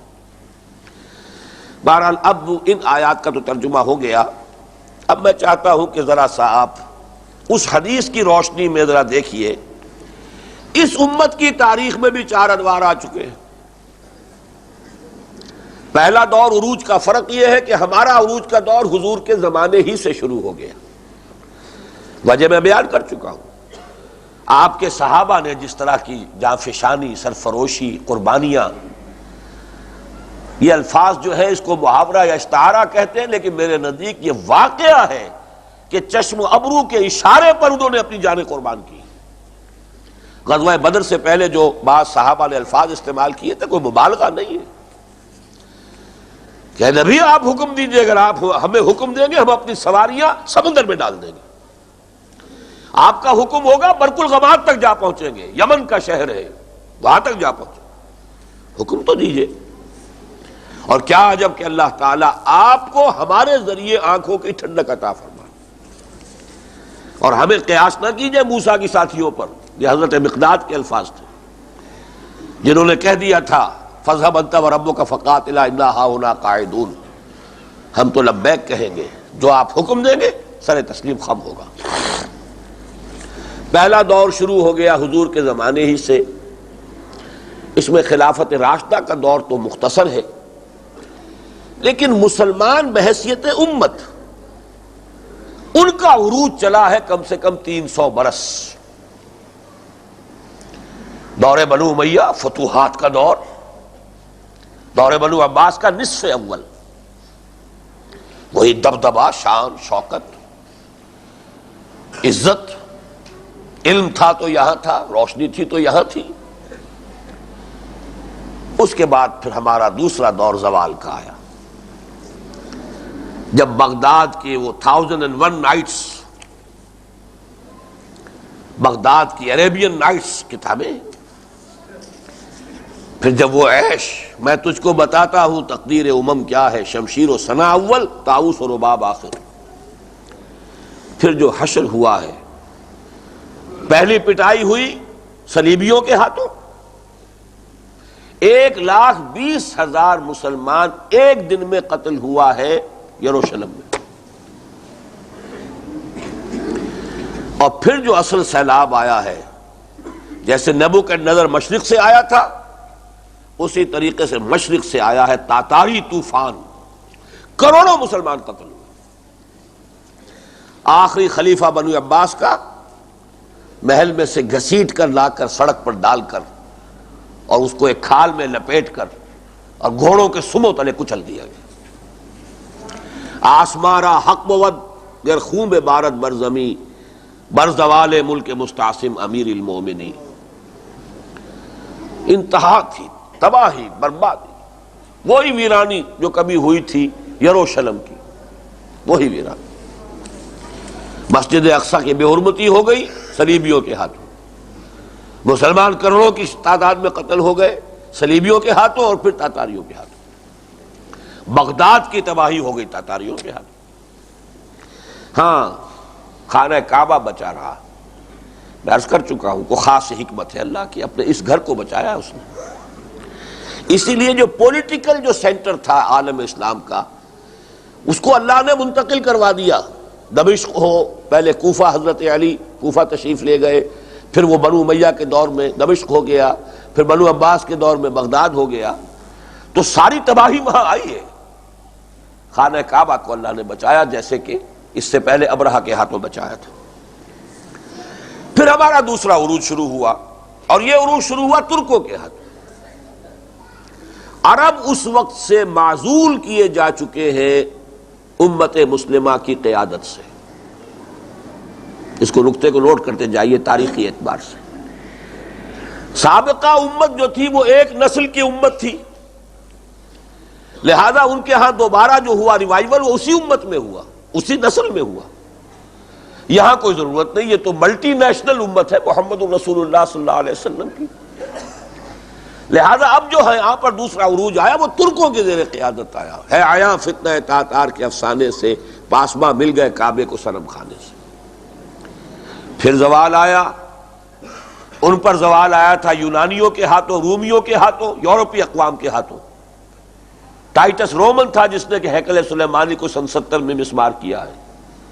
ہم پر بھی دوسرا زوال آیا، انگریزوں کے ہاتھوں، فرانسیسیوں کے ہاتھوں، ولندیزیوں کے ہاتھوں، اطالویوں کے ہاتھوں۔ اسپین کی مملکت ختم کرنے کے بعد سے یہ سیلاب جو آیا ہے عالم اسلام پر، وہ معاملہ انتہا کو پہنچا ہے اس صدی کے شروع میں، جبکہ پہلی عالمگیر جنگ کے بعد سلطنت عثمانیہ نسیم منسیہ وجود ختم، عالم اسلام کے حصے بکھرے چیخڑے کر دیے۔ یہ انگریزوں کا، یہ فرانسیسیوں کا، یہ فلاں کا، یہ اطالویوں کا، یہ ان کا، یہ ان کا، یہ کیفیت تھی ہماری دوسرے زوال کے انتہا کی۔ پھر وہ حدیث یاد کیجئے، جیسے 4 دور ان کے آئے ایسے 4 دور ہمارے آئے۔ لیکن اب خاص مسئلہ میں عرض کر رہا ہوں، 20ویں صدی عیسوی کا ایک عجیب فینومینن ہے۔ 20ویں صدی عیسوی کے ربیع اول کے لے کر تقریباً 1920 کے آس پاس سے ان دونوں امتوں میں ایک عروج شروع ہوا ہے، ورنہ یہود کا زوال چلا آ رہا تھا، 1900 برس تک ان کا زوال رہا ہے۔ ہمارا زوال سقوط غرناطہ سے شروع کیجئے 1492 سے، تو پچھلے سال 1992 کو اس کے پورے 500 برس پورے ہو گئے۔ لیکن اس صدی کے ربیع اول کے بعد سے دونوں امتوں میں ایک عجیب فینومینن ہے، یہ سائملٹینیس ایک عروج آ رہا ہے، تھرڈ اپورڈ موومنٹ۔ 1919 میں اعلان بالفور ہوا، 1948 میں اسرائیل کی مملکت قائم ہو گئی، اور اب جہاں وہ پہنچے ہوئے ہیں عالم عرب میں کوئی طاقت انہیں اپوز کرنے والی نہیں۔ ذرا سا وہ ڈنک جس کو کہہ سکے کہ ہو سکتا تھا کہ ڈنک جو ہے وہ ہو جاتا، بن جاتا عراق کے پاس، اس کا جو تہس نہس کر کے اور جو اس کا بھرتا بنایا ہے اور اگلا پچھلا کھایا پیا سارا اگلوا لیا ہے۔ اب گویا کہ عالم عرب میں اسرائیل کے مقابلے میں کھڑے ہونے کا سرے سے کوئی دم خم نہیں۔ یہی وجہ میڈرڈ میں پہنچ گئے، پیشی ہوئی ہے میڈرڈ میں، اسرائیل کے ساتھ ایک میز پر بیٹھے ہیں۔ اور میڈرڈ جگہ کون سی ہے؟ تمہارا قبرستان ہے عربو، تمہارا قبرستان، وہاں آؤ ذرا، رولے اب دل کھول کر ہے دیدہ خون آبابار، وہ نظر آتا ہے تہذیب حجازی کا مزار۔ تم نے یہاں 800 برس حکومت کی تھی، اب یہی آؤ اور یہودیوں کے، اسرائیلیوں کے سامنے بیٹھو۔ بیٹھے، اب جو بھی پروسیس چل رہا ہے وہ آپ کے علم میں ہے۔ دوسری طرف امت مسلمہ میں بھی اللہ تعالیٰ نے تھوڑا سا ان کو ایک سانس دیا ہے۔ پہلی عالمگیر جنگ کے بعد جو کچھ ہوا تھا، خلافت ختم 1924 میں، وہ دور ہے مسلمانوں کے زوال کا، دوسرے زوال کی انتہا کا۔ پھر کچھ ایک ایک کر کے ملک آزاد ہونے شروع ہوئے۔ 47 میں پاکستان آزاد ہو گیا، بنگلہ دیش تو خیر بعد میں بنا ہے، پاکستان اس وقت 2 خطوں پر مشتمل تھا۔ ایک ایک کر کے انڈونیشیا، ملائیشیا، آج آپ کو معلوم ہے 50 سے زیادہ مسلمان ملک ہیں۔ لیکن جس چیز کی بنا پر آج ہم سب سے زیادہ تلخ اور سیویئر پنشمنٹ کے مستحق ہو چکے ہیں، وہ یہ ہے کہ اس آزادی کے بعد کسی ایک جگہ پہ اللہ کا دین قائم نہیں ہوا۔ پہلے تو ہم کہہ سکتے تھے نا، کیا کریں ہم تو غلام ہیں، ہمارے پاؤں میں بیڑیاں ہیں، ہاتھوں میں ہتکڑیاں ہیں، انگریز کے غلام ہیں، یہاں ہم فرانسیسیوں کے غلام ہیں، یہاں ولندیزیوں کے غلام ہیں۔ یہ جیسے اللہ تعالیٰ نے موقع دیا تھا یہود کو حضور کی بعثت کے وقت، اب بھی باز آ جاؤ، توبہ کر لو، عسیٰ ربکم ان یرحمکم وان عدتم عدنا، تمہارا رب اب بھی تم پر رحمت فرمانے کو تیار ہے، مگر تم نے اگر اپنی سابقہ روش کا اعادہ کیا تو ہم بھی وہی کچھ کریں گے جو پہلے کرتے رہے، تم پر اسی طرح کوڑے برسیں گے۔ یہی معاملہ اس امت مسلمہ کے ساتھ، یہ سو کالڈ آزادی جو ہمیں ملی ہے اس کے بعد ہو چکا ہے۔ جو کچھ عالم عرب کا جو ہے حال، حالانکہ سب سے بڑی فضیلت ان کی تھی، ان کے پاس یہ اللہ کا کلام ان کی اپنی مادری زبان میں، ان کو اسے سمجھنے کے لیے کوئی اضافی مشقت اور محنت نہیں کرنی پڑتی۔ اس کے باوجود پورے عالم عرب کے اندر کہیں ابھی تک 1 انچ زمین پر آپ اللہ کا دین قائم نہیں کر سکے۔ یہ ہے اصل میں وہ بات، یہاں سے سمجھیے کہ اب کیا ہونے والا ہے۔ سخت ترین سزا جو ہے اب اس امت کو ملنے والی ہے، اور امت میں افضل حصہ عرب، جن کے رتبے ہیں سوا، ان کی سوا مشکل ہے۔ اور یہ سخت ترین سزا کیا ہے؟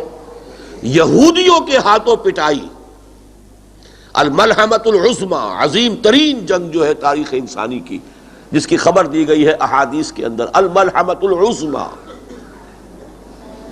عظیم ترین جنگ، اس لیے کہ بالکل آثار صاف نظر آ رہے ہیں۔ بلکہ ہمیں زین العابدین صاحب نے تو بتایا ہے، ان کے کچھ کاروباری مراسم ہیں بعض یہودیوں سے، تو انہوں نے پوچھا بھی ہے کہ when are you going to build your temple؟ ان کا 2-3 سال کی بات ہے، ان کے پورے پلانز بنے ہوئے ہیں۔ یہ تو 1897 میں جو نقشہ انہوں نے بنایا تھا، 1919 میں اس کے مطابق بالفور ڈکلریشن آ گیا، 1948 میں اسرائیل بن گیا۔ اب ظاہر بات ہے انہیں مسجد اقصیٰ کی مسجد اقصیٰ نہیں بلکہ انہیں تو اپنا ہیکل سلیمانی بنانا ہے۔ ہیکل سلیمانی بن نہیں سکتا جب تک کہ مسجد اقصیٰ مسمار نہ ہو۔ رام مندر بن نہیں سکتا تھا جب تک کہ مسجد ایودھیا جو ہے وہ منہدم نہ کی جائے۔ اور رام مندر کی بجائے سلیمان کا مندر، اس لیے کہ وہ کہتے ہیں اسے ٹیمپل ہے، ٹیمپل آف سولومن، ہیکل سلیمانی، اس کی تعمیر کے لیے مسجد اقصیٰ گرایا جانا ضروری ہے۔ روکنے والا کون ہے؟ کون سا ہاتھ ہے طاقتور کے جو روک لے گا؟ اور اس کے بعد جو پھر بھٹی دہکے گی، جن میں غیرت ہے، حمیت ہے، وہ اٹھیں گے پروٹیسٹ میں، ان کا خون جوش کھائے گا۔ کر کیا لیں گے؟ زیادہ زیادہ مظاہرہ کریں گے، کوئی اپنے غم و غصے کا اظہار کریں گے، اور جو آج کا مسلمان حکمران ہے عالم عرب میں، وہ انہیں بھولے گا، چاہے وہ حسنی مبارک ہو اور چاہے وہ اب جو آ گئے ہیں پی ایل او کے یاسر عرفات ہو۔ یہ سب کچھ ہونا ہے، اور پھر جو بھی دنیا میں فسادات آنے والے ہیں خاص طور پر اس علاقے میں۔ البتہ اب یہاں آئیے، جیسا کہ میں نے اپنی تقاریر میں جو حضرات بھی شریک رہے ہیں میں نے بیان کیا ہے، اس کے بعد واضح پیشن گوئی ہے، اس لیے کہ امت محمد صلی اللہ علیہ وسلم ختم نہیں ہو سکتی۔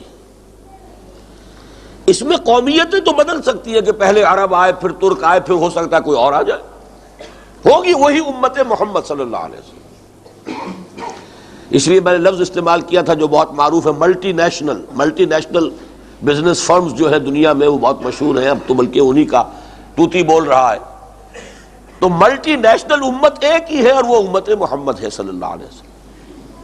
اس حوالے سے اس امت کو تو باقی رہنا ہے، اور دین کا غلبہ بھی ہونا ہے، خلافت علی منہاج النبوہ کا نظام بھی دوبارہ قائم ہونا ہے۔ اس حوالے سے اصل اہمیت ہے پاکستان کی۔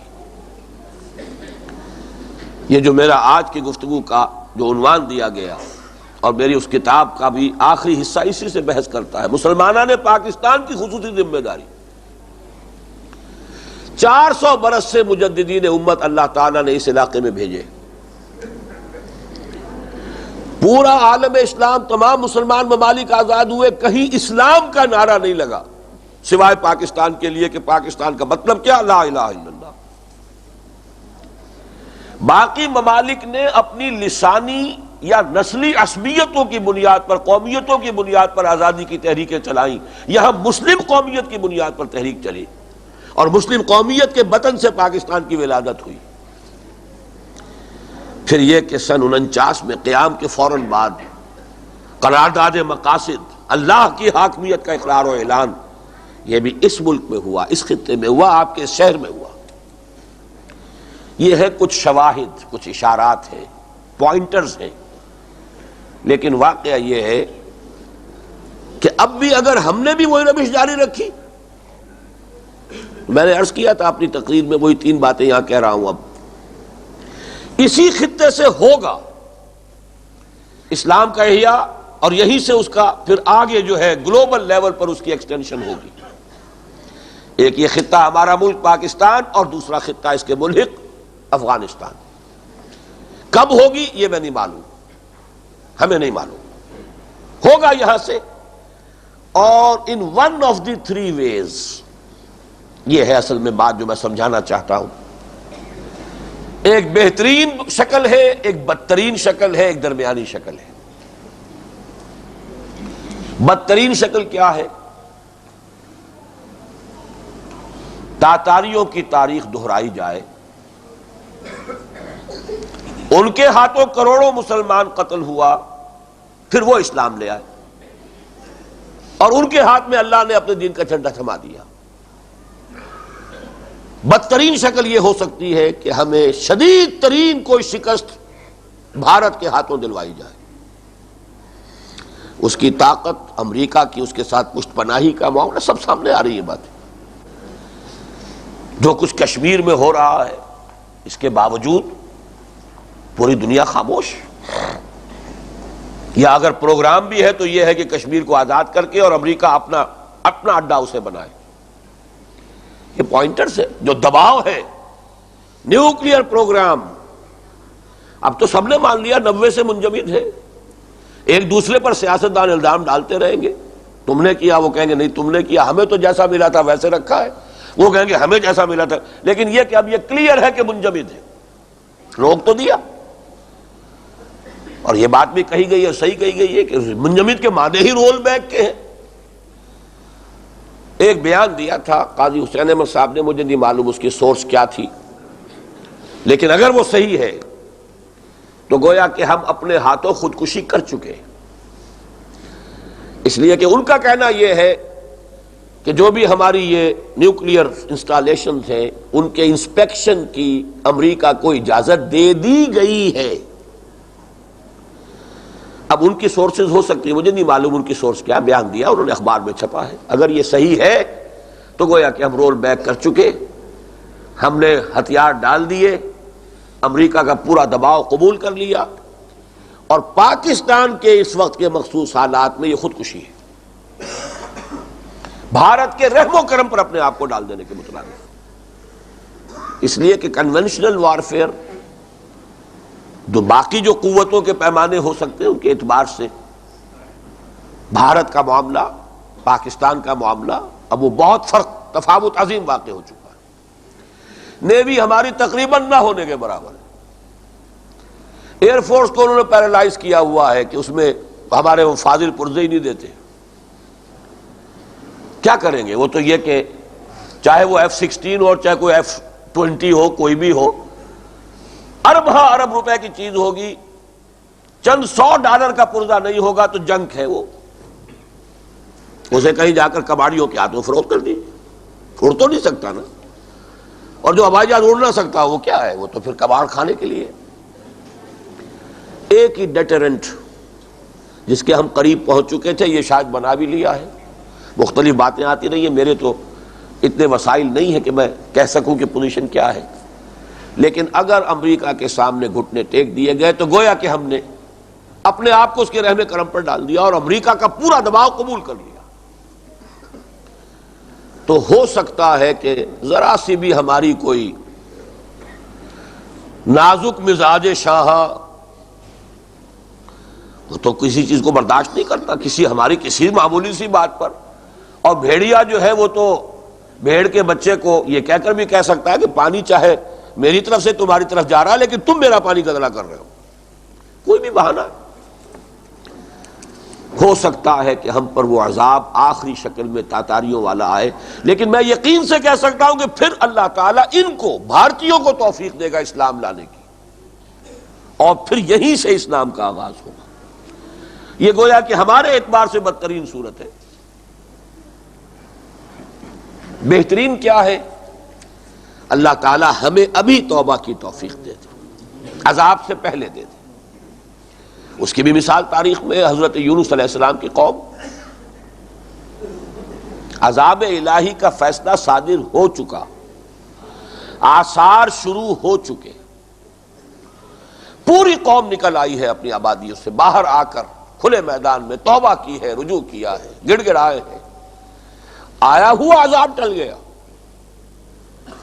یہ واحد استثناء ہے پورے تاریخ رسل میں، اسی لیے سورہ یونس میں کہا گیا الا قوم یونس، کبھی ایسا نہیں ہوا آج تک، لیکن ہم نے یونس کی قوم پر یہ رحم فرمایا۔ اس کا سبب بھی تھا، رسول اور امت کا معاملہ ہوتا ہے ڈیبٹ کریڈٹ کا، ایک کا ڈیبٹ ہوگا دوسرے کو کریڈٹ ہو جائے گا۔ چونکہ حضرت یونس علیہ السلام اللہ تعالیٰ کی واضح اجازت آئے بغیر قوم کو چھوڑ کر چلے گئے تھے، ان کا یہ ڈیبٹ قوم کے حق میں کریڈٹ بن گیا اور قوم کو رعایت دے دی گئی کہ تم نے توبہ کر لی ہے، ورنہ یہ کہ عذاب کے آثار شروع ہونے کے بعد پھر توبہ قبول نہیں ہوتی۔ جیسے آپ نے وہ بڑی مشہور حدیث سنی ہے، توبہ کا دروازہ کھلا ہے ان فرد کے لیے، ایک شخص کے لیے، ما لم یغرغر، جب تک کہ موت کے آثار شروع نہ ہو جائے۔ موت کے آثار شروع، اب تو سبھی توبہ کریں گے، فرعون کا باپ بھی کرے گا۔ اب توبہ کا دروازہ بند ہے، آلان اب توبہ کر رہے ہو، اب تو دروازہ بند۔ لیکن ایک استثناء ہوا ہے، لیکن اللہ تعالی ہمیں توفیق دے دے، توبہ کی، رجوع کی، اپنے اصل منزل کو یاد کرنا، کہاں چلے تھے، پاکستان کیوں بنایا تھا، لاکھوں انسان کیوں قتل ہوئے تھے۔ میں دعوے سے کہتا ہوں کہ آپ میں سے بھی کسی کو ہوش نہیں آتا اس کا۔ اپنے دھندے، اپنا کاروبار، اپنے مسائل، کہاں فرصت ہے کہ آدمی سوچے کہ یہ ملک بنا کیوں تھا، ہم کہاں کہاں سے یہاں آئے تھے، کیوں آئے تھے؟ کاروبار جمانے کو، ملیں بنانے کو، ایکسپورٹ امپورٹ کے دھندے کرنے کو۔ یہ ملک کائے کے لیے بنایا تھا، لاکھوں جانے گئی، لیکن یہ کہ اس کو سوچنے کو کوئی تیار نہیں، کوئی عجب نہیں، اللہ تعالیٰ دروازہ کھول دے، کوئی رجوع کی کیفیت ہو جائے۔ تو اسی پر در حقیقت میری وہ کتاب بھی ختم ہوئی ہے کہ ہمارا علاج اگر کوئی ہے تو وہ ہے اجتماعی توبہ۔ اجتماعی توبہ شروع ہوتی ہے انفرادی توبہ سے، ایک ایک کر کے توبہ کی منادی حضرت عزیر کا اسی لیے میں نے ذکر کیا تھا۔ اسی طریقے سے پاکستانی قوم بھی اگر اللہ کی جناب میں ایک ایک کر کے اس کو ایک تحریک کی شکل میں، دعوت کی شکل میں، بہت بڑی مہم کی شکل میں، اجتماعی توبہ کی شکل دے دے، تو ہو سکتا ہے کہ عذاب ٹل جائے، اور یہیں سے بغیر کسی اور عذاب کے کوڑے کے اللہ تعالی ہمیں توفیق دے کہ یہاں اسلام قائم کرے، اور یہیں سے پھر پوری دنیا کے لیے ایک روشنی کا مینار وجود میں آ جائے۔ یہ دو شکلیں تو ہوئی ایکسٹریم، بدترین یہ کہ ہم پر عذاب کا وہ کوڑا جو تاتاریوں کے ہاتھوں برسا تھا، اسی طرح کا کوڑا برسا، پھر تاتاری اسلام لے آئے، ایسے ہی ہمیں ستانے والے یا سزا دینے والے اسلام لے آئے، ہوگا یہی سے۔ دوسرا یہ کہ اللہ تعالی ہمیں توبہ کی توفیق دے دے۔ درمیانی شکل یہ ہے کہ کوئی ایک جھٹکا، وَلَنُذِيقَنَّهُم مِّنَ الْعَذَابِ الْأَدْنَىٰ دُونَ الْعَذَابِ الْأَكْبَرِ، اس بڑے عذاب سے کم تر پہلے کوئی چھوٹا عذاب دے دے، لعلہم یرجعون، شاید کہ یہ جاگ جائیں، ہوش میں آ جائیں، لوٹ جائیں۔ ایک درمیانی شکل ہے۔ اب اس حوالے سے اس وقت جو پاکستان میں سیاسی صورتحال بن گئی ہے، میں اس پر آ رہا ہوں۔ پاکستان میں اس وقت جو سیاسی صورتحال حالیہ الیکشنز کے بعد سامنے آئی ہے، وہ یہ ہے کہ اب ہم کھلم کھلا سیکولرزم کی طرف جا رہے ہیں۔ پارٹی ان پاور وہ ہے جس کی لیڈر جو اب پرائم منسٹر ہے، جو اسلامی حدود اور تعزیرات کو وحشیانہ کہتی ہے، شی از آن ریکارڈ، کوئی ڈھکی چھپی بات تو نہیں۔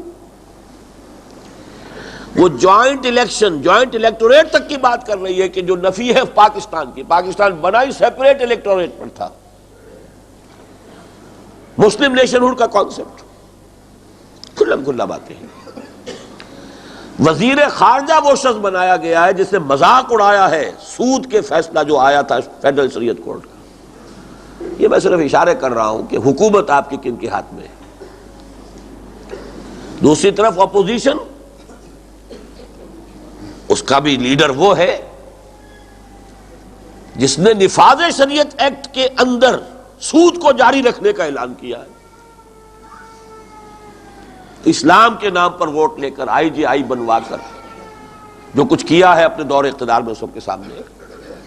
فیڈرل شریعت کورٹ کے فیصلے کو جو ربا کے بارے میں بجائے اس کے کہ اس کی تنفیذ ہو سکتا تھا کہ وہ اسے کچھ مراحل میں کر دیتے، شروع تو ہوتا، کوئی بات تو آغاز کا تو ہوتا۔ مسئلہ یہ کہ اندرون ملک تو فوراً ختم کیا جا سکتا ہے۔ آپ کے علم میں ہوگا کہ ہمارا جو سالانہ بجٹ ہے اس میں جو سود کے لیے سروس جو بھی ہم رکھتے ہیں سود کے لیے، اس کا باہر جو حصہ جاتا ہے وہ کم ہے، غالباً کل جو ہے وہ 72 بلین ہے، جس میں سے 58 بلین جو ہے اس ملک کے اندر، وہ یہ فگرز میں کوئی غلطی مجھ سے ہو سکتی ہے، وہ اس ملک میں سود خوروں کو دیا جاتا ہے۔ یہاں تو بند کیجئے، لے چکے جو لے چکے، فَلَهُ مَا سَلَفَ، اب تمہارا اصل ہے صرف، اور وہ بھی سہولت سے دیا جائے۔ اگر کوئی جرأت رندانہ کے ساتھ یہ قدم اٹھایا گیا ہوتا تو باہر بھی آپ بات کر سکتے تھے کہ ہمارے دین کا معاملہ ہے بھائی، ہماری مجبوری ہے۔ لیکن جب آپ اپنے گھر میں سود جاری رکھے ہوئے ہیں تو پھر یہ کہ باہر تو بات سوال ہی پیدا نہیں ہوتا، وہاں تو دھڑلے کے ساتھ کہا جاری رکھیں گے، جاری رہے گا۔ اس سے جو ہے حالات کا رخ، اچھا پھر ایٹمک پروگرام فریز کرنا، وہ اس پر ڈالنا ہے، دونوں برابر۔ اگر ایک نے فریز کیا تھا تم دوسرا چالو کر دیتا، میلٹ بھی تو کیا جا سکتا ہے فروزن شے کو، نہیں؟ نیو ورلڈ آرڈر، امریکہ کا شکنجا اس میں ہم کسے جا چکے، ہماری حیثیت مرسنریز کی ہے۔ مجھے ملاقات کا موقع ملا بہت سے صومالی مسلمانوں کا، ٹورنٹو شہر میں جو کبھی سب سے بڑی جامع مسجد ہوتی تھی، اس میں پہلے بہت سے مختلف قسم کے لوگ تھے، اس مرتبہ میں نے دیکھا سارے صومالی مسلمان بڑے نیک، اور وہ مجھ سے سوال کر رہے تھے کیوں پاکستانی فوج کیوں گئی ہے وہاں؟ امریکن 2-4 مر گئے تو کھلبلی مچ گئی، امریکہ واپس، اتنی بڑی ہزیمت اور اتنی بڑی سمجھیے ذلت اور رسوائی، پاکستانی اور پہنچ جائیں گے۔ قربانی کے بکرے یہ ہیں، مرسنریز یہ ہیں، انہوں نے ہی خانہ کعبہ پر گولیاں چلائی تھی، انہوں نے ہی جنرل ایلن بی کو قبضہ لے کر دیا تھا، انہی کو لاؤ، بنگلہ دیشی ہوں گے، پاکستانی ہوں گے۔ یہ حالات رفتہ رفتہ ہم ادھر جا رہے ہیں کہ شاید بدترین صورت جو ہے، جو میں نے 3 گنوائی ہے، وہ کوئی زیادہ دور نہیں رہی۔ البتہ ہر خیر میں کچھ شر کی آمیزش ہوتی ہے، اور ہر شر میں کچھ خیر بھی برآمد ہو سکتا ہے۔ ایک موقع ہے یہ شاید کہ ہماری مذہبی جماعتیں جاگے، ری ایسس کریں، دوبارہ سوچیں ہم کرتے کیا رہے اب تک۔ یہ جو الیکشن کے اندر لگے رہے اور اپنی قوتیں ضائع کرتے رہے تو اپنے آپ کو ایک تسلی دیتے رہے تھے کہ چاہے ہم یہاں اسلام نہیں لا سکے لیکن ہم نے یہاں سیکولرزم کو بھی قدم جمانے نہیں دیے۔ اب میں تسلیم کرتا ہوں کہ اس حد تک کریڈٹ ہے۔ اب وہ معاملہ بھی گیا، اب تو یہ سیدھا جو معاملہ ہے خالص سیکولرزم، خالص سودی معیشت جو پہلے تھی اور اس سے زیادہ۔ اب باہر سے تو آپ سرمایہ چاہتے ہیں کہ آئے تو وہ آئے گا کن شرائط پر؟ لہذا یہ اصل میں ایک لمحہ فکریہ ہے، اور وہ یہ ہے کہ وہ تمام جماعتیں اثر نو سوچیں، غور و فکر کریں، صغرا کبرا جوڑیں، نتیجہ نکالیں۔ میں کسی جذباتی انداز میں نہیں اور ٹھنڈے انداز میں بتانا چاہتا ہوں کہ یہ مذہبی جماعتیں جو الیکشن کی طرف آئی تو اصل میں ان کی ایک تشخیص تھی، نیک نیتی سے ٹھوکر کھائی ہے۔ تشخیص کیا تھی کہ یہ جو مسلمان ہیں پاکستان میں بسنے والے، یہ مسلمان ہیں تو ایمان تو ہے ان کے دلوں میں، کچھ عمل کی کمی ہے، اور نمبر 2 یہ کہ خاص طبقہ ان کے سروں پر مسلط ہے، برسر اقتدار طبقہ۔ اگر ہم مسلمانوں میں جو اسلام کی کچھ محبت ہے، دبی ہوئی چنگاری ہے، اسے مشتعل کریں، بروئے کار لائیں، ایکسپلائٹ کریں، اور اس کے حوالے سے ایک دفعہ الیکشن جو ہے سٹارم کر کے جیت جائیں، تو پھر حکومت کے سارے وسائل ہمارے پاس ہوں گے، نظام تعلیم ہمارے ہاتھ میں ہوگا، ذرائع ابلاغ ہمارے ہاتھ میں ہوں گے، پھر معاشرے کے اندر اس کی اصلاح بھی ہو جائے گی، بے عملی جو ہے اس کو بھی ہم حسن عمل میں تبدیل کر لیں گے۔ یہ ایک تشخیص تھی، اور اسی بنا پر محنتیں ہوئی ہیں، اب کوششیں ہوئی ہیں، لیکن اصل میں غلطی اسی تشخیص میں تھی۔ اور وہ تشخیص کی غلطی کیا ہے؟ ہمارے دلوں میں ایک موروثی عقیدہ ہے، ایمان نہیں ہے۔ ان دونوں میں زمین و آسمان کا فرق ہے۔ ایک ریشیل کریڈ ہے، ایک نسلی عقیدہ ہے، ایک ڈوگما ہے۔ ایمان، یقین والا ایمان، جس کے لیے قرآن کہتا ہے یا ایھا الذین آمنوا آمنوا باللہ ورسولہ والکتاب الذی نزل علی رسولہ والکتاب الذی انزل من قبل۔ اہل ایمان ایمان لاؤ اللہ پر اور اس کے رسول پر اور اس کتاب پر جو اس نے اپنے بندے پر نازل فرمائی، اپنے رسول پر، اور اس کتاب پر جو پہلے نازل کی تھی۔ دیکھیے دونوں کتابیں، تورات اور قرآن، وہی جو میں نے دلیل دی تھی، کتابیں دو ہی ہیں اصل میں، زبور اور انجیل زمین میں ہے اس کتاب۔ یا ایھا الذین آمنوا آمنوا باللہ ورسولہ والکتاب الذی نزل علی رسولہ والکتاب الذی انزل من قبل۔ وہ ایمان، وہ یقین اب بھی اگر ہم لوگ سمجھ لیں، یہ تو خیر بہت ہی افسوسناک ہے کہ بجائے ادھر سوچیں ہم نے یہ سوچا کہ ڈگڈگی بجا کر شاید کام بن جائے، کوئی دھمال ہو، کوئی رقص ہو، کوئی لڈیاں ہو، کوئی ایک بڑے بڑے جہازی سائز کے فوٹو لگے ہوئے ہوں، شاید اس سے کوئی کام بن جائے، بجائے اس کے کہ کوئی خیر کی طرف پیش رفت ہو، الٹی شر کی طرف۔ رات کے سوالوں میں بھی میں نے کہا تھا کہ کیمرے کے فوٹو کے بارے میں دو رائے ہیں کہ حلال ہے کہ حرام ہے، ہاتھ سے بنائی ہوئی تصویر کے بارے میں کوئی اختلاف نہیں ہے، حرام ہے، مطلق ہے، اور ہاتھ کے بنائے ہوئے پورٹریٹ جناتی سائز کے، یہ کام اور دین کے نام پر۔ واقعہ یہ ہے کہ یہ تو استہزاء اور تمسخر، ڈھٹائی کی انتہا ہے جو ہو گئی، اور اس کو بھی پھر شمار کیجئے کہ شاید ہم اس عذاب اکبر کے قریب تر جا رہے ہیں۔ اگر نواز شریف کا وہ جرم جو ہے اتنا بڑا ہے کہ نفاذ شریعت ایکٹ میں سود جاری رکھ رہا ہے، یعنی یوں سمجھیے کہ سود پہلے بھی چل رہا تھا، ایک آدمی گناہ کرتا ہے لیکن کہتا بھائی گناہ ہے، میں مانتا ہوں، بس چھوڑنا چاہتا بھی ہوں، ہمت نہیں ہو رہی ہے، اللہ تعالیٰ توفیق دے، تم بھی دعا کرو، گناہ گار ہوں۔ ایک شخص کہے نہیں میں گناہ نہیں کر رہا، یہ تو ہے نفاذ شریعت کر رہا ہوں۔ یہ ہے اصل میں بغاوت کی انتہا، نفاذ شریعت ایکٹ میں سود جاری رکھنا۔ اسی طرح کا معاملہ ہے کہ پاکستان اسلامک فرنٹ اور اس کے یہ چلن ہو اور یہ لچھن ہو اور یہ اس کے انداز ہو اور یہ طور طریقے ہو، اس میں کوئی فرق نہیں ہے، ریشو پروپورشن کے اعتبار سے بات ہوئی ہے۔ بہرحال انہوں نے مانا ہے، بعد میں مختلف ان کے تمام قائدین نے، غلطیاں ہوئی ہیں، اچھے کام نہیں ہوئے ہیں، یہ منکرات بھی ہوئے ہیں، اللہ تعالیٰ توبہ کی توفیق دے۔ لیکن اصل توبہ ہوگی یہ کہ آپ اپنے پورے نقشے پر نظر ثانی کریں۔ یہاں اصل ضرورت جو ہے سب سے پہلے وہ تجدید ایمان کی ہے۔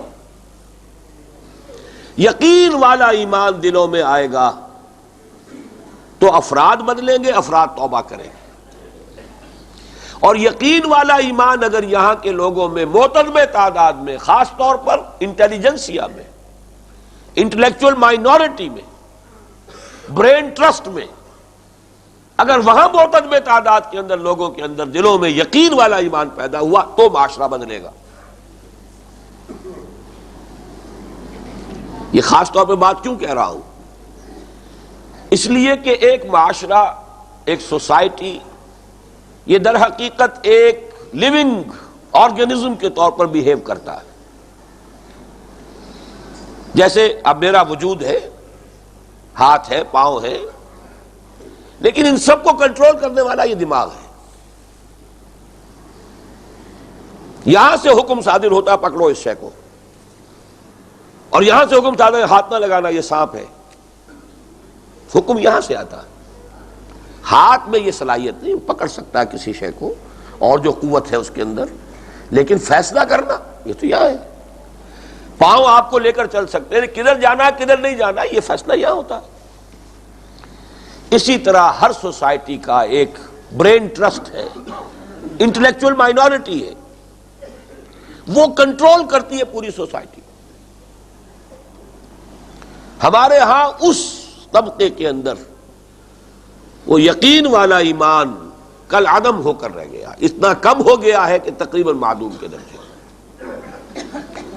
اگر یہ منزل ہم نے سر نہ کی تو معاشرے کے اسلام کی طرف آنے کا کوئی راستہ نہیں۔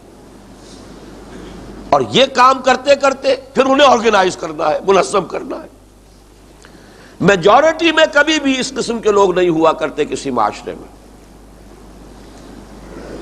بات اگر کہیں غلط آپ نے سمجھ لی تو شاید آپ کہیں کہ تم توہین کر رہے حضور کی صلی اللہ علیہ وسلم۔ حضور کے زمانے میں بھی عرب پورا اگر شمار کریں گے تو اس کی میجورٹی جو ہے وہ صاحب ایمان لوگوں پر مشتمل نہیں تھی۔ پہلی بات تو یہ کہ عین مدینے کے اندر منافق موجود تھے۔ وَمِمَّنْ حَوْلَكُمْ مِنَ الْأَعْرَابِ مُنَافِقُونَ وَمِنْ أَهْلِ الْمَدِينَةِ، چراغ تلے بھی تو اندھیرا موجود تھا کہ نہیں؟ اور اعراب کی تو اکثریت کا حال وہ تھا جو قرآن نے بیان کیا، قالت الاعراب آمنا قل لم تؤمنوا ولكن قولوا اسلمنا۔ یہ بدو کہہ رہے ہیں ہم ایمان لے آئے، نبی ان سے کہیے تم ایمان نہیں لائے ہو۔ ہاں یہ کہہ سکتے ہو کہ ہم اسلام لے آئے۔ وَلَمَّا يَدْخُلِ الْإِيمَانُ فِي قُلُوبِكُمْ، تاحال ایمان تمہارے دلوں میں داخل نہیں ہوا۔ یہ ہے اصل میں کیفیت ہماری، اور اس کے لیے اصل میں کرنے کے کام کیا ہیں۔ اس ایمان کا سرچشمہ اور منبع سوائے قرآن کے اور کوئی نہیں۔ عوام الناس کا ایمان جس میں کوئی انٹلیکچوئل ایلیمنٹ نہ ہو، فہم اور شعور کا عنصر نہ ہو، وہ اور ذرائع سے بھی حاصل ہو سکتا ہے، اور وہ بھی بڑی قیمتی متاع ہے، کہیں گھٹیا نہ سمجھیے۔ یقین کی کیفیت پیدا ہو چکی ہے، اس کی زندگی میں انقلاب آ جائے گا۔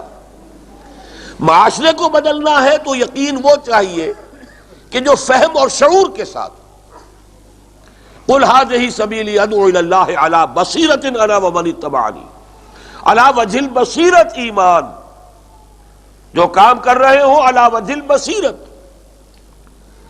اس کا منبع، اس کا سرچشمہ سوائے قرآن کے کوئی نہیں۔ اس حوالے سے جو میں نے تیسری بات کہی تھی، اب آپ حضرات کی طرف چونکہ پہلے بھی باتیں ہوتی رہی ہیں، پھر آپ کی توجہ مبذول کرا رہا ہوں۔ یہ کام جو جس میں بہرحال الحمدللہ ثم الحمدللہ میں تو اپنی زندگی کے 30 برس لگا چکا، کھپا چکا۔ قرآن پڑھو اور پڑھاؤ، خیرکم من تعلم القرآن وعلمہ۔ اس قرآن کے ذریعے سے وہ شعوری ایمان پڑھے لکھے لوگوں کے اندر پیدا کرو، پھر ان شعوری ایمان والوں کو جمع کرو۔ جیسے کہ آپ مختلف ڈوریوں کو بٹ دے کر کوڑا بناتے ہیں، یہ لوگ طاقت بنے، کوڑا بنے، اور پھر کوڑا جو ہے وہ دے مارو باطل کے سر پر۔ آیت یاد آ گئی، بہت پیاری آیت ہے، بل نقذف بالحق علی الباطل فیدمغہ، ہم باطل کے دماغ کے اوپر کوڑے کی ضرب لگاتے ہیں جو اس کا بھیجا نکال باہر کرتا ہے۔ جب تک وہ کوڑا وجود میں نہیں آتا، با نشہ درویشی در ساز و دمادم زن، چون پختہ شوی خودرا بر سلطنت جم زن۔ صرف کوئی علمی تحریک نہیں، صرف کوئی روحانی تحریک نہیں، وہ ذکر و اذکار ہی کے حلقے چل رہے ہیں، نسل بعد نسل، صرف علمی کام ہی ہو رہا ہے، ذہنی اور فکری لذتیں لی جا رہی ہیں، نہیں، اس سے آگے نکل کر خانقاہوں سے ادا کر رسم شبیری، کہ رسم خانقاہی ہے فقط اندوہ دلگیری۔ تو پہلا کام وہ ہے یہ انجمن خدام القرآن کا، یہ جو کراچی لاہور میں تو بہر اللہ کے فضل و کرم سے اس سے آگے بڑھ کر قرآن کالج وجود میں آ چکا ہے۔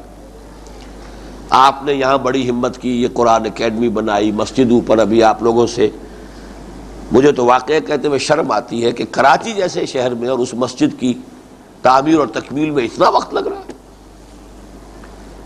لیکن اس سے بھی زیادہ جو ہے کہ ابھی یہاں کوئی کام جس کو کہا جائے اکیڈمک لیول پر باقاعدہ نظام تعلیم و تربیت قرآن مجید کا، جس کے لیے کبھی مولانا ابوالکلام آزاد نے کلکتے میں قائم کیا تھا دارالارشاد،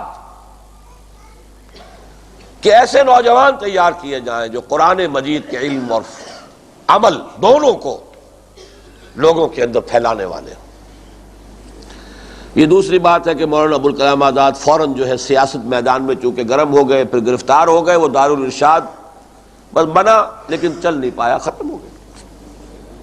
اسی کام کے لیے علامہ اقبال نے کبھی کہا تھا، اور وہ دارالسلام کا ادارہ وجود میں آیا تھا، دارالاسلام، جس میں پھر مولانا مودودی اور جماعت اسلامی کا مرکز رہا کافی عرصے، پٹھان کوٹ کے قریب، کہ گریجویٹس کو رکھ کر، اس زمانے کا گریجویٹ، آپ اندازہ کیجئے سن 37 کی بات ہو رہی ہے، اس زمانے کا گریجویٹ جو ہے وہ تو گویا کہ علم اور فہم کی اس کی معراج سمجھا جاتا تھا، انہیں قرآن پڑھایا جائے تاکہ ان کا ذہن خوشترا باشد مسلمان اشکنی، ان کے ذہن کو مسلمان بنایا جائے، انہیں قرآن پڑھایا جائے۔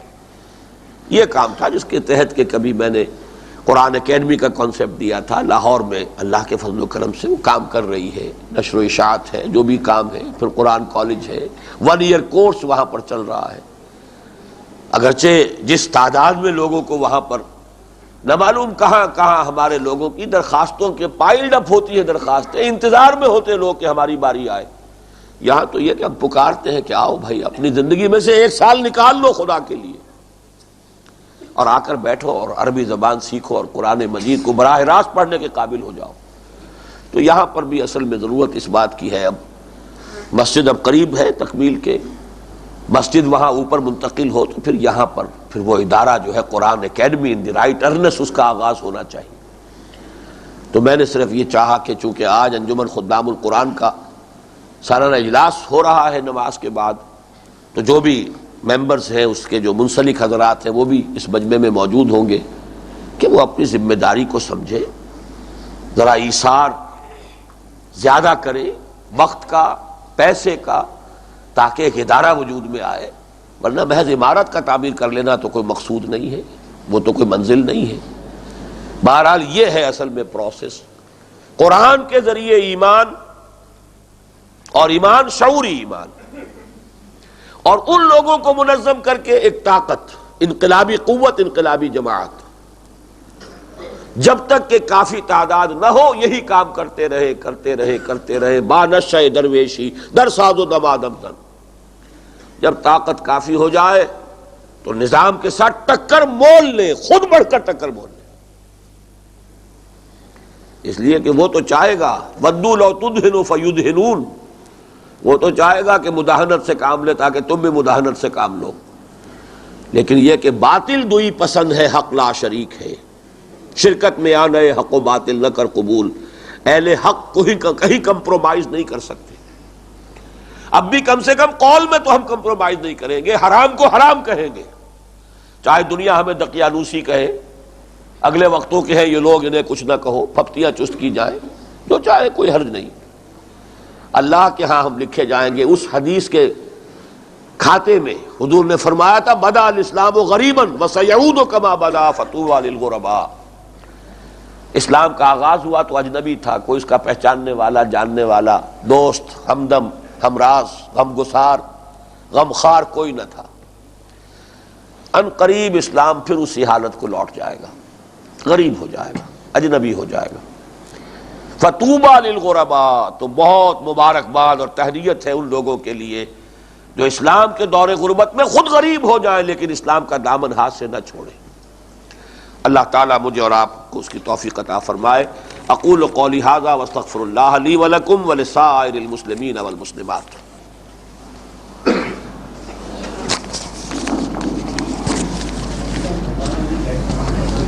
ابھی اذان ہوگی، تشریف رکھیے ذرا۔ ونشهد ان لا اله الا الله وحده لا شريك له ونشهد ان سيدنا ومولانا محمدا عبده ورسوله صلى الله عليه وعلى آله وأصحابه وسلم، اما بعد فاعوذ بالله من الشيطان الرجيم، بسم الله الرحمن الرحيم، یا ایھا الذین آمنوا اتقوا اللہ حق تقاته ولا تموتن الا وانتم مسلمون، یا ایھا الناس اتقوا ربکم الذی خلقکم من نفس واحدۃ وخلق منها زوجها وبث منهما رجالا كثيرا ونساء واتقوا الله الذي تساءلون به والأرحام إن الله كان عليكم رقيبا يا أيها الذين آمنوا اتقوا الله وقولوا قولا سديدا يصلح لكم أعمالكم ويغفر لكم ذنوبكم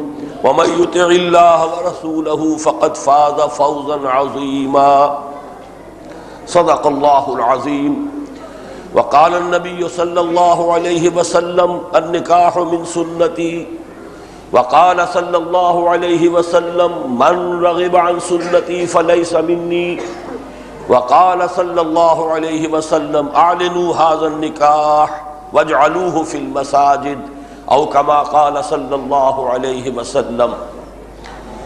حضرات، یہ خطبہ نکاح ہے جو ابھی آپ نے سماعت فرمایا۔ شادی بیاہ کے ضمن میں جو اصلاحی تحریک ہم نے شروع کی تھی، اس میں چند جو ابتدائی قدم اٹھائے گئے ہیں ان میں سے ایک یہی ہے کہ نکاح مسجد میں ہو، جیسے کہ جو آخری حدیث ابھی میں نے اس خطبے میں آپ کو سنائی ہے، ترمذی شریف کی روایت ہے کہ حضور نے فرمایا نکاح کا اعلان عام کیا کرو اور اسے مسجدوں میں منعقد کیا کرو۔ افسوس ہے کہ ہم نے اس پر عمل کو بالکل ترک کر دیا۔ اللہ تعالیٰ جن کو بھی یہ توفیق دے رہا ہے کہ وہ اس پر اثر نو عمل کا دوبارہ اس کو زندہ کریں، میں سمجھتا ہوں کہ اللہ تعالیٰ کے ہاں اجر و ثواب کے مستحق ہوں گے۔ دوسری بات یہ کہ یہ جو خطبہ ہے یہ محض رسمن نہیں ہے، یہ کوئی جنتر منتر کی طرح کی چیز نہیں ہے، بلکہ یہ خطبہ ہے تلقین کے لیے، تعلیم کے لیے۔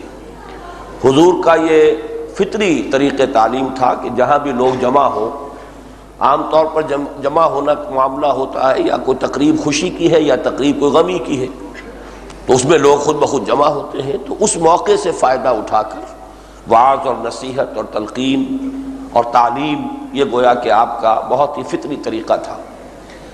تو نکاح کے موقع پر جو خطبہ آپ ارشاد فرماتے تھے اس میں 4 آیات ہوتی تھی شروع میں، تو جو بھی ہر خطبے کے شروع میں ہوتا ہے اللہ کی حمد و ثنا، حضور صلی اللہ علیہ وسلم پر درود اور سلام، اور پھر یہ کہ خاص طور پر کلمہ شہادت، تشہد، جو ہمارے دین کی جڑ بنیاد ہے۔ تو ہم نے ابھی اس محفل میں بھی جب وہ خطبہ، اس خطبے میں یہ کلمہ شہادت ادا کیا ہے، تو گویا کہ ہم سب نے اپنے ایمان کی تجدید کی ہے، تازہ کیا ہے اسے، کہ نشہد ان لا الہ الا اللہ وحدہ لا شریک لہ ونشہد ان سیدنا و مولانا محمدا عبدہ ورسولہ صلی اللہ علیہ وسلم۔ پھر خطبہ جو حضور کا تھا وہ صرف 4 آیات پر مشتمل۔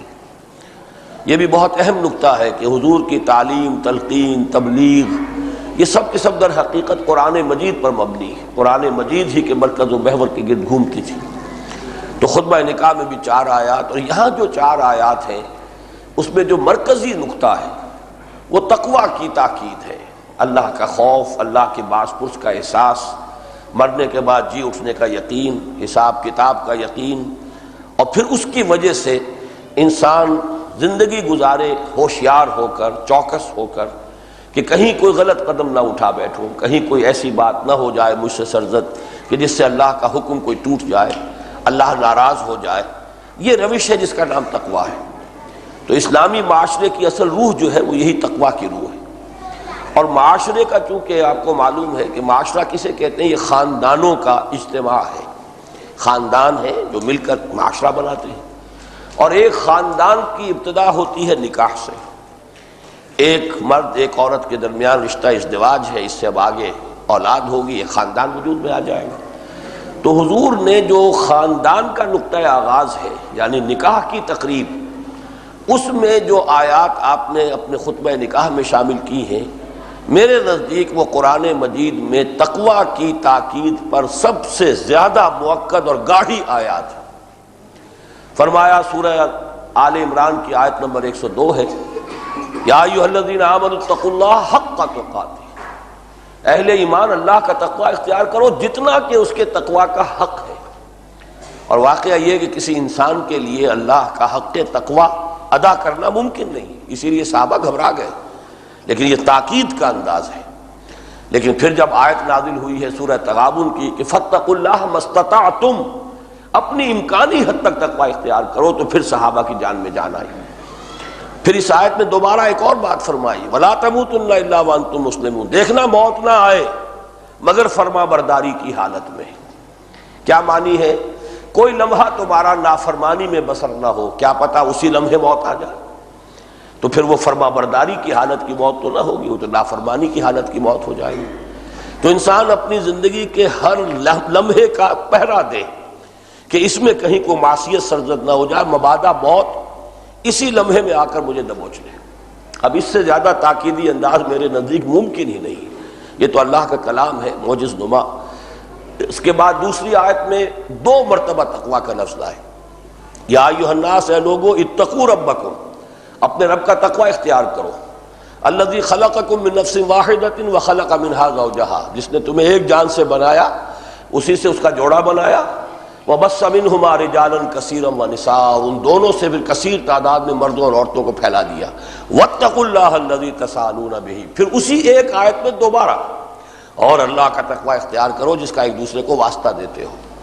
کوئی فقیر بھی مانگتا ہے تو اللہ کے واسطے مانگتا ہے، اللہ کے نام پر مانگتا ہے۔ کہیں جھگڑے ہو جاتے ہیں تو پھر آخری دلیل یہ ہوتی ہے اللہ کے لیے مان لو اور بات ختم کرو۔ تو جس اللہ کا واسطہ بعد میں دینا ہے، پہلے اس کے احکام پر عمل کرو گے، جھگڑے ہی نہیں ہوں گے، فساد ہی نہیں ہوگا۔ اس نے تو ہر ایک کے حقوق معین کر دیے، ہر ایک کے فرائض معین کر دیے۔ شوہر اپنا فرض ادا کرے، اپنے حقوق جو شریعت کے اس سے زائد کا تقاضا نہ کرے، بیوی اپنے فرائض ادا کرے اور جو حقوق شریعت میں اس کے ہیں اس سے زائد کا تقاضا نہ کرے، تو جھگڑا ہوگا ہی نہیں۔ گھر کی زندگی، گھریلو زندگی جو ہے وہ گویا کہ اس دنیا میں بھی جنت کا ایک نمونہ بن جائے گی۔ تو فرمایا واتقوا اللہ الذی تساءلون بہ والارحام ان اللہ کان علیکم رقیبا، یہ روح تقویٰ ہے۔ اللہ تم پر نگران ہے، تمہارا ہر عمل، ہر قول، ہر لفظ جو زبان سے نکال رہے اللہ کے علم میں ہے۔ تو یہ تقویٰ کے لیے گویا کہ دوبارہ تاکید تیسری مرتبہ ہو گئی۔ 2 آیتیں سورہ احزاب کی ہیں، یا ایھا الذین آمنوا اتقوا اللہ وقولوا قولا سدیدا۔ یہاں تقویٰ کا لفظ دوبارہ تو نہیں لائے، لیکن تعبیر کیا ہے؟ اے اہل ایمان، اللہ کا تقویٰ اختیار کرو اور زبان سے بات وہی نکالو جو درست ہو۔ یہ گویا کہ زبان کا تقویٰ ہو گیا، پہرا دو زبان پر کہ اس سے کوئی غلط لفظ جو ہے نکلنے نہ پائے۔ ما یلفظ من قول الا لدیہ رقیب عتید، جو بھی تم لفظ نکال رہے ہو وہ لکھنے والا موجود ہے، ریکارڈ ہو رہا ہے، جواب دہی کرنی پڑے گی۔ تو قولوا قولا سدیدا یصلح لکم اعمالکم، اللہ تمہارے سارے اعمال درست کر دے گا، ویغفر لکم ذنوبکم، کہیں کوئی خطا ہو گئی تو بخش بھی دے گا، گناہ کے پر توبہ کرو گے، عفو چاہو گے، معافی چاہو گے، اللہ معاف فرما دے گا۔ ومن یطع اللہ ورسولہ فقد فاز فوزا عظیما، جو اللہ اس کے رسول کا مطیع ہو گیا اس نے تو بڑی کامیابی حاصل کر لی۔ اللہم ربنا اجعلنا منہم، اے اللہ ہم سب کو ان لوگوں میں شامل فرما۔ بس حضور کا خطبہ تو اتنا ہی تھا، حضور کے خطبے بہت مختصر ہوتے تھے، لیکن بات کیا تھی کہ دل سے نکلتی تھی، بات دل پر جا کر اتر جاتی تھی، از دل خیزت بر دل ریزت۔ اور چونکہ زبان ان کی اپنی تھی، قرآن مجید پڑھ رہے ہیں، لسان نبوت سے قرآن مجید ادا ہو رہا ہے، تو براہ راست جو ہے لوگوں کو سمجھنے میں تو کوئی دقت نہیں، ترجمہ سمجھانے کی ضرورت نہیں، تو از دل خیزت بر دل ریزت کی کیفیت حاصل ہو جاتی تھی۔ بعد میں علماء نے اس خطبے میں کچھ چھوٹی چھوٹی احادیث کے کچھ ٹکڑے شامل کیے ہیں، 2 ہیں جو عام طور پر پڑھے جاتے ہیں، کہ حضور نے فرمایا نکاح من سنتی، رہبانیت کی نفی ہے، تجرد کی نفی ہے۔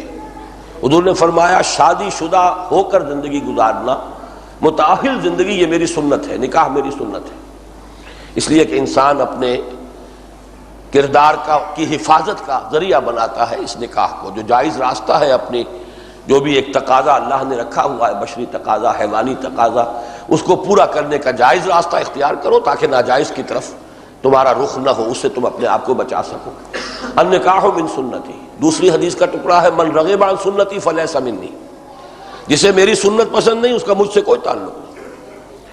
اس کو ذرا تھوڑا سوچنا چاہیے کہ سنت صرف نکاح نہیں ہے، بلکہ یہ کہ سنت تو نام ہے پوری زندگی میں حضور کے نقش قدم کی پیروی، وضاقتہ بھی ہماری وہی ہو، رہن سہن بھی وہی ہو، اٹھنا بیٹھنا وہی ہو، رات کو سوئے تو اسی طرح داہنی کروٹ لے کر اپنا داہنا ہاتھ داہنے گال کے نیچے رکھ کر، کیا اس میں لگتا ہے سونا ہے؟ سونے کے لیے یہ شکل اختیار کر لی تو گویا کہ حضور صلی اللہ علیہ وسلم کی سنت کی پیروی ہو گئی۔ تو زندگی کے ہر نقشے، لیکن اس سے آگے بڑھ کر معاملہ ہے۔ حضور کی سب سے بڑی سنت کیا ہے؟ سنت دعوت اور سنت اقامت دین۔ آپ نے اپنی پوری زندگی لگائی ہے، توانائیاں، صلاحیتیں، قوتیں کس کام میں لگائی؟ جائیداد بنائی، کاروبار جمایا، کیا کیا؟ آپ نے جو کچھ اپنی زندگی اپنے اندر تھا اسے کس کام میں لگایا؟ اللہ کے دین کو پھیلانا، اس کی دعوت، اور اللہ کے کلمے کو سربلند کرنا، اس کی حکومت قائم کرنا۔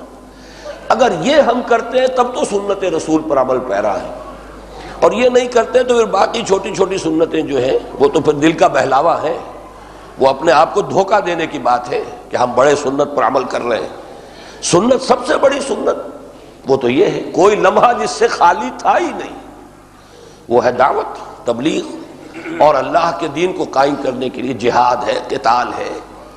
آپ میدان جنگ میں موجود ہیں، مجروح ہو رہے ہیں، آپ کے جسم مبارک سے خون بہہ رہا ہے، آپ کا دندان مبارک شہید ہوا ہے۔ تو اس رخ پر اگر ہماری زندگی نہیں ہے تو وہ تو پوری زندگی غیر مسنون زندگی ہے۔ جو پورا رخ ہی غیر مسنون ہے، اس میں آپ نے کچھ سنتوں کے خانے اور کچھ خاکے بھر لیے، رنگ جو بھر دیا، تو وہ اصل سنت نہیں ہے۔ ہاں اگر رخ وہ ہے تو پھر چھوٹی سی چھوٹی سنت بھی بڑی قیمتی ہے۔ پھر یہ کہ ظاہر بات ہے کہ عمارت مضبوط ہے تو آرکیٹیکچرل اس کا آپ بیوٹی کا انتظام کیجئے، خوبصورت بنائیے۔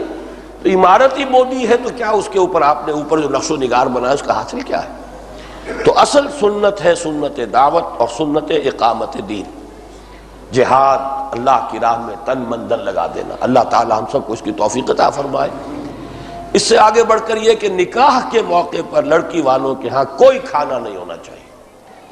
دعوت ایک ہی ہے اور وہ ولیمے کی ہے۔ بدقسمتی سے ہم دو ہی طرف سے غلط راستے پر چل رہے ہیں۔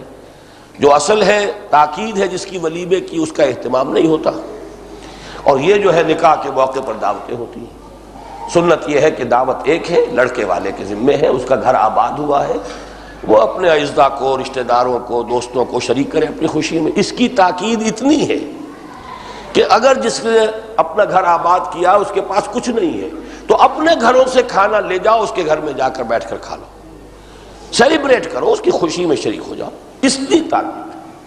لیکن یہ کہ باقی اور کسی کا کوئی ثبوت ہی نہیں جو ہم نے اور کیا، وہ چونکہ حرام کی دولت بے تحاشا لوگوں کے پاس جمع ہے، مال حرام بود بجائے حرام رفت، وہ حرام کاموں میں جائے گی، تبذیر، اسراف، دکھاوا، ایک ہی نہیں 10 دعوتیں ہو رہی ہیں، اب یہ فلاں کی دعوت ہے، اب یہ فلاں کی دعوت ہے، اب یہ مہندی ہو رہی ہے، اور نہ معلوم کیا کیا وسمہ ہو رہا ہے، کیا ہو رہا ہے مجھے معلوم نہیں۔ اللہ تعالیٰ نے ان لعنتوں سے مجھے بچا رکھا ہے۔ بہرحال یہ ہے اصل میں کہ ایک اصول ہے، سنت سے آپ ہٹیں گے تو لازماً بدعات میں مبتلا ہو جائیں گے۔ تو یہ ساری بدعات ہے کہ جو ہمارے ہاں جاری ہے۔ اور چوتھی چیز جو ذرا بھاری پتھر ہے وہ یہ ہے کہ جہیز کا کوئی تصور اسلام میں نہیں۔ لڑکی کا بھی وراثت میں حصہ ہے، وراثت میں اس کا حصہ، اور اس میں قرآن میں آیا مما قل منہ او کثر، زیادہ ہو یا تھوڑا ہو، وراثت میں حصہ لڑکے کا بھی لڑکی کا بھی۔ بہرحال چونکہ ہندوانہ پس منظر ہے ہمارا، ہندوؤں میں چونکہ لڑکی کا حصہ نہیں ہوتا تھا، نہیں ہوتا، اب بھی نہیں ہے، لہذا وہ جب گھر سے رخصت کرتے ہیں تو وہ دے دلا کے رخصت کرتے ہیں، یہ وہ دان دہیج ہے ان کا۔ اسلام میں چونکہ جہیز کا کوئی تصور نہیں، وراثت میں حصہ ہے۔ ویسے ہی ہے کہ کوئی لڑکی کو ایک شخص دینا چاہتا ہے کچھ، آگے پیچھے کو دے دے، آخر پوری زندگی پڑی ہوئی ہے، لیکن یہ کہ عین اس وقت دینا، اس کا دکھاوا کرنا، یہ گویا کہ گندگی پر گندگی جو ہے اس میں اضافہ ہوتا چلا جاتا ہے۔ تو اللہ تعالیٰ جتنی بھی ہمت دے اس کے مطابق جو ہے ان چیزوں کو درست کرنا چاہیے۔ اب کھڑے ہو جائیے، کیونکہ آپ سب بھی اب اس نکاح کے گواہوں میں سے ہیں۔ ذوالفقار احمد خان لودھی ولد اسرار احمد خان لودھی، میں عزیزہ ذکیہ فیروز بنت عباد اللہ قریشی کو ان کے وکیل عابد علی کی اجازت سے آپ کے نکاح میں دیتا ہوں۔ مبلغ 2000 روپیہ مہر معین ہوا ہے۔ یہ معجل ہے یا معجل فوری طور پر ہے یا جی جو ابھی ادا ہو جائے گا؟ آپ کو قبول ہے؟ دوبارہ سن لیجئے۔ ذوالفقار احمد خان لودھی ولد اسرار احمد خان لودھی، مکان 910B اسٹریٹ 17A محمود آباد 4.5 نمبر کراچی۔ میں نے عزیزہ ذکیہ فیروز بنت عباد اللہ قریشی مرحوم کو E83 منظور کالونی کراچی کی رہنے والی، ان کو ان کے وکیل عابد علی صاحب کی اجازت سے آپ کے نکاح میں دیا۔ مہر 2000 روپیہ نقد جو اسی وقت ادا ہو جائے گا معین ہوا ہے، آپ نے قبول کیا؟ بس دعا کیجئے اللہ تعالیٰ کو۔ الحمدللہ الذی ہدانا لہذا وما کنا لنہتدی لولا ان ہدانا اللہ ربنا لا تزغ قلوبنا بعد اذ ہدیتنا وہب لنا من لدنک رحمہ انک انت الوہاب۔ اللہم بارک فی ھذا النکاح، اللہم بارک فی ھذا النکاح، اللہم بارک فی ھذا النکاح، اللہم الف بین قلوبہما، اللہم الف بین قلوبہما، اللہم حبب بینہما، اللہم وافق بینہما، اللہم اجعلہما مسلمین لک ومن ذریتہما امۃ مسلمۃ لک۔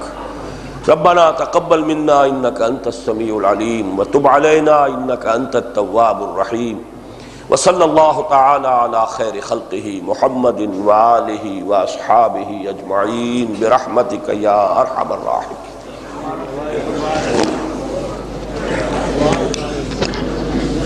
ہم لوگ ایک آس کہا